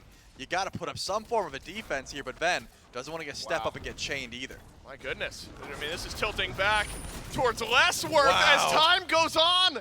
Lasbra melts under the pressure of the Tartarus Titans, and the tier 2 tower almost doing so as well at 15 minutes. That was so sick. Almost an exposed Phoenix, and the Titans forcing the Bolts' hand, forcing them to step forward. The wall from Jake delays maybe the demise of the tier 2 tower. Baskin, though, it's a Fearless under the tower, but here comes Layers, and Paul with the Earthshaker decimates the Olympus Bolts. It's a dive executed to perfection, and the Titans have opened a Phoenix. I can't even talk about how sick Sot's play was because the fight just keeps going. Lasbra thought he was going to bite a Roar, who had no CC immunity, and was going to stay the big CC immune dog, but SOT cavalry charged in front of it, made him bite him, and the second you bite someone that's CC immune, you go back into regular dog, and then he was able to get CC'd and killed immediately. Then 7-0. Now it's time for the Tartarus Titans to look for their pull. Para's gone, and only Lasbra's going to be close, but there's some low health bars here. Can Lasbra make a play? You're in desperation mode. If you're the Olympus Bolts, you need a steal. You need something from your jungler. Stuns out, damage out, Fire Giant down, and a double stun looks nice, but seals the fate of Lasbra. Fire Giant +1 to the Tartarus Titans. Jake now on the rotation over, and Barra is going to fly in here. Aurora could be the target, but Paul's got a big ult. He drops the Aegis. I suppose some damage onto the Titans. Good wall. That surprised me. A brilliant wall from Layers, traps 3. They're still going. Wow, Baskin wants to fight. The rest of the team does not. Titans starting to pull into a very commanding position here, Trelly, at the 17-minute mark. It's shades of game 1, but the roles are a bit reversed. The roles are certainly reversed. Barracuda was able to stay on the left side of the map and grab a tier 2 tower, so the gold is not looking outrageous. It's close to 3,000. which is not massive for 17 minutes, but the Fire Giant at 17 minutes is what you're really worried about. I think the fact that in game number 1, which was a 20K gold lead for the Bolts, it was this same solo matchup is absurd because I think SOT has been having a phenomenal performance on the Guan Yu this time around as compared to game number 1. Paul on this Vulcan has been just nailing these ultimates, so much damage coming from this mid laner as well as layers with the ult. It's just a completely different team comp, I know, but the fact that the Guan Yu is the one facilitating it all as well as just good follow-up on the side of the Tartarus Titans. They're able to group up and look towards this left side tier 1 tower. Considering that the itemization is not that out of the way, the Olympus Bolts could look to try and defend here.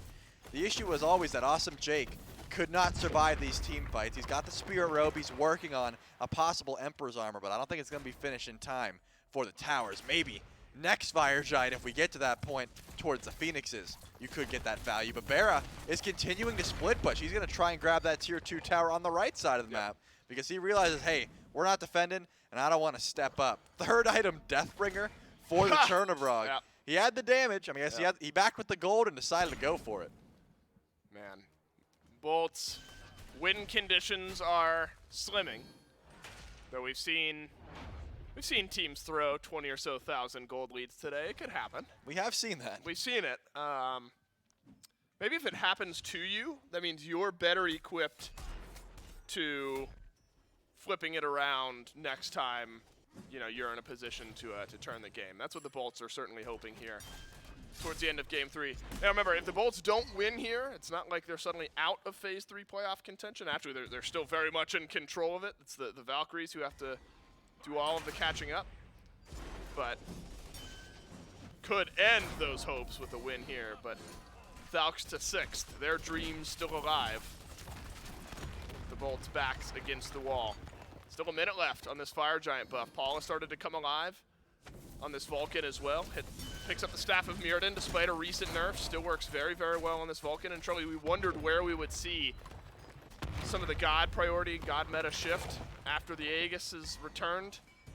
Still Vulcan, still hits hard. Certainly so. The Titans are looking at this right side Phoenix. I don't imagine they commit too hard though. Once the rest of the Bolts show up, full retreat, and that's what you expect. Barracuda is still on the left side of the map looking for a Phoenix, by the way. Stop these backs. Delay the backs, if you can. Baskin's going for it, and they have. They've been able to. That left side Phoenix should go down here, but Barra's doing it real slow. But he's working on it, down to half HP. Barra should get this left side Phoenix. Oh no, the minion wave, that's devastating. Just go for it, man. Yeah, you gotta stick around. You gotta get the minion wave. Remember, he can ult out if he needs to. He can out back to a right roar. now. He's gonna ult up. He's going over to SOT, and then he'll dash away, onto the wall, off the wall. But can the Bolts now get out clean? It's the only way this is worthwhile. If you lose everyone, oh, what a body block. Suddenly doesn't feel great. A chain back in has pulled Jake to his demise, and Layers will dunk down in the back. No, Jake is still up. It's actually Barra that's been pulled back as the Ymir left running, cold and alone. And it'll end up being 2 for Phoenix. The Olympus Bolts at least keep the map state in their favor. I'm confused by the disengage because it seemed like if Jake just walled off the horse, Barra lives and everyone gets to go home fine. Jake also used the ultimate to keep Aurora off, which was the smart call, trying to make sure the Ares doesn't go through, but one well-timed wall was enough to make sure that Barra lives at the very least, but a beautiful cavalry charge into the body block made sure this Chernobyl was not going to be able to make it out. The Olympus Bolts have set themselves up a win condition, though, and that's that no one has that much global presence on the left side of the map. Someone's got to defend these fire minions. I imagine it's going to be SOT or Layers because the Thor can make it over relatively quickly, but no teleport available. So look at this. The Olympus Bolts grouped up as 5, heading for this Fire Giant. They can walk up to this. Someone has to go defend. So far, looks like Layers is going to be the call, and the Titans are going to have to try and defend 5v4 in this situation without their jungler. Great call for the split push. It works out, and Barracuda gets a Silver Branch for his troubles. A bit of drama sprinkled into game number 3 here. And so you start, this is super jank, probably incorrect math, but you start to look at like net worth and Layers out of the fight. Does that really even up the gold lead depending on how much all these players are worth here in the game? Definitely not an 11,000 type of gold swing, but wait, they're going for Layers? 4. No hammer. Worth one got extra his player ult. being down. He does have his ult, and so Great Lair play. should get up just fine and get down just fine. Looks like he'll be able to rejoin the rest of the team as well. So the call from the Bolts, Trelly, not to go for the Fire Giant at all, but instead to try to pull out Layers. Well, the good news for the Bolts is they're not forced into anything. That Phoenix is still going to be down for quite some time. So sure, Layers makes it out that time, but he still has to go back, and he still has to defend that wave. So the Olympus Bolts have another shot at whatever play they were trying to make there. They still do have 4 ultimates available besides the Lawbringer, and they dealt with the Trebuchet over on right. It looks like that could be the call here if they want to try and get aggressive, and they want to try and set up some form of an attack on this Fire Giant. Paul is on red, though, so for the time being, Layers has chosen not to show himself on that wave, and it looks like the Bolts don't quite know. The second they see Thor, I wouldn't be surprised if they try to make a play towards this FG. There it is. They're walking forward, but Paul with Earthshaker this late in the game. Can effectively end the game, but remember, Relics have not been under pressure in the last couple of minutes, so Aegis is there where necessary, and the squishier members of the Olympus Bolts can shrug off what surely would be a mountain of damage close to full HP. And the Fire Minions still working their way in, so slow. Call it a minute or so left on the Phoenix respawn. Paul's going to go back. Are the Bolts even in immediate position to pull or want to pull this FG, though? I mean, once Paul shows himself, Well, they you gotta gotta go, do right? something. I mean, start now. You have this massive advantage because Barracuda split pushed. You gotta do something with it. There Rather it than is. just delay out the game. Baskin blinks forward. That wall is full of fear right now, but maybe it's Sot who should be worried. He's on the front line. The wall nearly good enough. But Sot will slither on around the side. Fire Minions still pushing. The Phoenix is about to respawn. Does Paul think he got it? The Fire Minions may get that Phoenix back down. Is Layers going to choose to go back? Yeah, Layers is going to have to head over there. It looks like did a little bit of clear, so it's going to take some time. But now that Layers shows himself, Go! will that be the call for the Olympus Bolts? They're around the FG. Layers is gone. Look out, Lasbra wrapping. So it's been, the call has been big fight instead of Fire Giant. Maybe this is why. Baskin looks for 3. Lasbra grabs 1. Earthshaker onto no one, and it's Baskin controlling the backline. Stewart and Paul, they gotta deal with this tier. And the damage, it's been enough from Paul, but Lasbra and the Bolts, they still got a leg to stand on in this fight as well. Layers Beautiful rejoins. How about a snipe from a wall? You don't see that often. And then a dunk on the back end. A 5v4 doesn't matter. Tartarus, Titans, they're gonna win this trade. They're gonna grab 4 kills at least, and then a Fire Giant around the corner. Yeah, certainly going to find Ven there. Massive rotation in from Layers. A little late to the party, but all is good because that Fire Giant should be going down here. Low health bars, Baskin not going to be able to make it over, it seems. Still early on, but 14-1 day. Did we even realize it was this far in favor of the Titans? Yeah, I it's mean, ridiculous. just because of the split push from Barra, it gave the Olympus Bolts a leg to stand on in that fight, but as you said, even without Layers, it didn't look that clean. A pull in from Lasbra onto Aurora, but the Phantom Shells were on point. I mean, SOT has one and Aurora has one, so they both were able to peel for each other. And unfortunately, now it's time for the Tartarus Titans to push with the actual lead. All towers are gone, and they don't have to worry about Fire Minions over and left either. They're going to group up, and they have plenty of time, too. Ven won't have Relics for another 2 minutes, at least Beads for 70, and that looks the same for just about everyone. I mean, Barracuda's got an Aegis. Besides that, all Relics are going to be down for quite some time. Aurora has his pickup targets if he would like to step up. Not to say that their Relics are looking fantastic. I mean, Stewart used both, but besides that, Paul goes relatively untouched. 5-0 on the Vulcan. Got the Beads and the Aegis. It just hasn't been enough. Not too much aggression towards the backline. Baskin goes for the blinks, but this tier's not swinging like he was in game number 1. No, it's unfortunate. What felt like the most convincing game. Though at the end of game 2, Baskin was doing great on the tier as well. But Oh, yeah. game 1 was massively ahead. Jake has just been picked on continuously in this game. Didn't have the beads, shards of ice, the saving grace, but just been pulled back by Aurora far, far too often. See how cleanly now the Titans can siege. Only Sot does not have that Fire Giant buff. Remember, there is some poke damage from Ven. Maybe he can push back the Titans just a bit. Certainly could. It seems to be the call here. Remember, Ven doesn't have beads for another 5 seconds, so doesn't want to step up to Aurora. And just some good poke in from Layers really could start to add up. This siege is going to be slow, but just one person stepping up too far. They've got both Phantom Shells available, so the Tartarus Titans don't have to fear the wall from Awesome Jake. And it looks like just trying to win the poke game. Lasbra already in a position where he's got to go back to base. Yeah, Paul's won it with that one trade onto Lasbra. But now can the Titans be decisive? Is a momentary 5v4 enough? No, barely any damage. Here comes the Anvil of Dawn. Up and down. On to Lasbra. On to Bera. And here's your game-ending team fight from the Tartarus Titans. A few have got to leap away, and the pull from Aurora forces out some relics. Lasbra's able to pull one, but it's really the Phoenix that deals the killing blow. The Titans will head back to the Phoenix.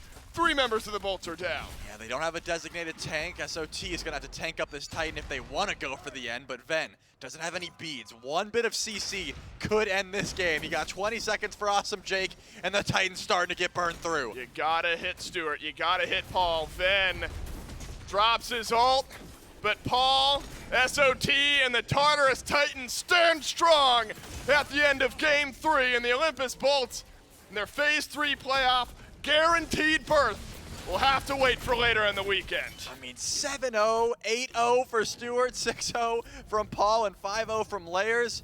A game like that, you got to look towards the carries and recognize if they're able to survive, if they're able to live through the fight, it's not going to look that clean. And I don't think it was from a lack of trying. Lasbra was trying to jump in. Baskin was trying to find those blinks. It was just not landing, and I think, you know, the Aurora Ares pick has been very hit or miss for me recently, but this game, they played it to perfection. They realized, hey, if Awesome Jake falls, if we can force out that ultimate, we'll keep pulling him back in. That's how they built their lead up, and that's what they needed. Now remember, for the Bolts, they're very much still in the driver's seat. The Valkyries need a lot to go their way to jump up into 6, to drop the Bolts down into the bottom 2. So this is not a devastating loss for the Bolts. They've got opportunities to guarantee their spot in Phase 3 playoffs. Hell, it could happen tomorrow, depending on how the Valkyries fare. They cannot afford to drop a single set. What's concerning, though, here is the 2 games that the Bolts lost. I suppose concerning, cathartic, depending on how you want to look at it, for 2 totally different reasons. Game 1, you threw a 20,000 gold lead. Game 3, you got blown out of the water. And so it's not like these little micro, I guess Game 1 maybe came down to a few micro mistakes, but things to figure out for the Olympus Bolts. Tartarus Titans, though, they look great in game number 3, and their fans, well, they're thrilled. Tartarus Titans take this set in 3 over the Olympus Bolts. That's it for Charlie and I. Will go back to the desk to break things down. Yeah, thank you so much. A much more decisive win by the Titans this time. Not having to win off of a throw inside of a jungle, not getting, destroyed for the first X amount of minutes of the game, and then having to make a big heroic comeback on there. This one, much more in the driver's seat of the Tartarus Titans through and through. And I think a lot of this comes down to the change-up in that mid 2v2. Layers able to get active on the store very early, able to make some big impactful plays, late-game team fights. Paul on something that can actually do some decent damage more than just, hey, I'm a heal bot for the team. He was out there putting out some decent damage numbers more than anything this time around. I think more than anything, that change-up of the Titans really shaped the dynamic of this team in Game 3. Yeah, honestly, and I'm just going to go ahead and quote Zap on this one, which is a question that I had on my mind as well, but it was a Zapman tweet of where were these Titans in Game 1 and 2? And it comes down to that, right? It's just, where the hell were they? They weren't playing. I mean, we got to see, again, like you said, and the casters have mentioned, a really good turnaround at the end of Game 1, but like Game 3 was a lot more hands-on, was a lot more not just controlled, but like explosive from them. I mean, it just shattering through the bolts there. And so, it's a conversation about early access because of having a Vulcan and a Thor all of a sudden opening up a lot of that early game, or maybe you have to talk about the fact that just everybody seemed to get hands-on. The Ares was a really, really solid counter pick. I think there were a lot of things that throughout all of that game played into their hands, but it feels like they could have maybe tried to get that going and some of the first 2, at least a little earlier. Either way, a game like that at the end is a statement more than anything. Nice win for the Tartarus Titans here in game number 3. And we've got one of the Titans standing by, Aurora, for our post-game interview with Dave, who's still here, actually, with us. Yeah, sorry, J-Mac. I'm still here, buddy. I'm with Aurora this time. Aurora, let's rewind to game number 1 here in this set, because you guys were able to close it out. You were like 20,000 gold down in game 1. Did the communication shift at some point to, look, we're clearly in a let's just force this thing as late as possible, see if Paul on this hell can get something going. When does the communication change from, all right, we can actively fight back in, to we need to pump the brakes?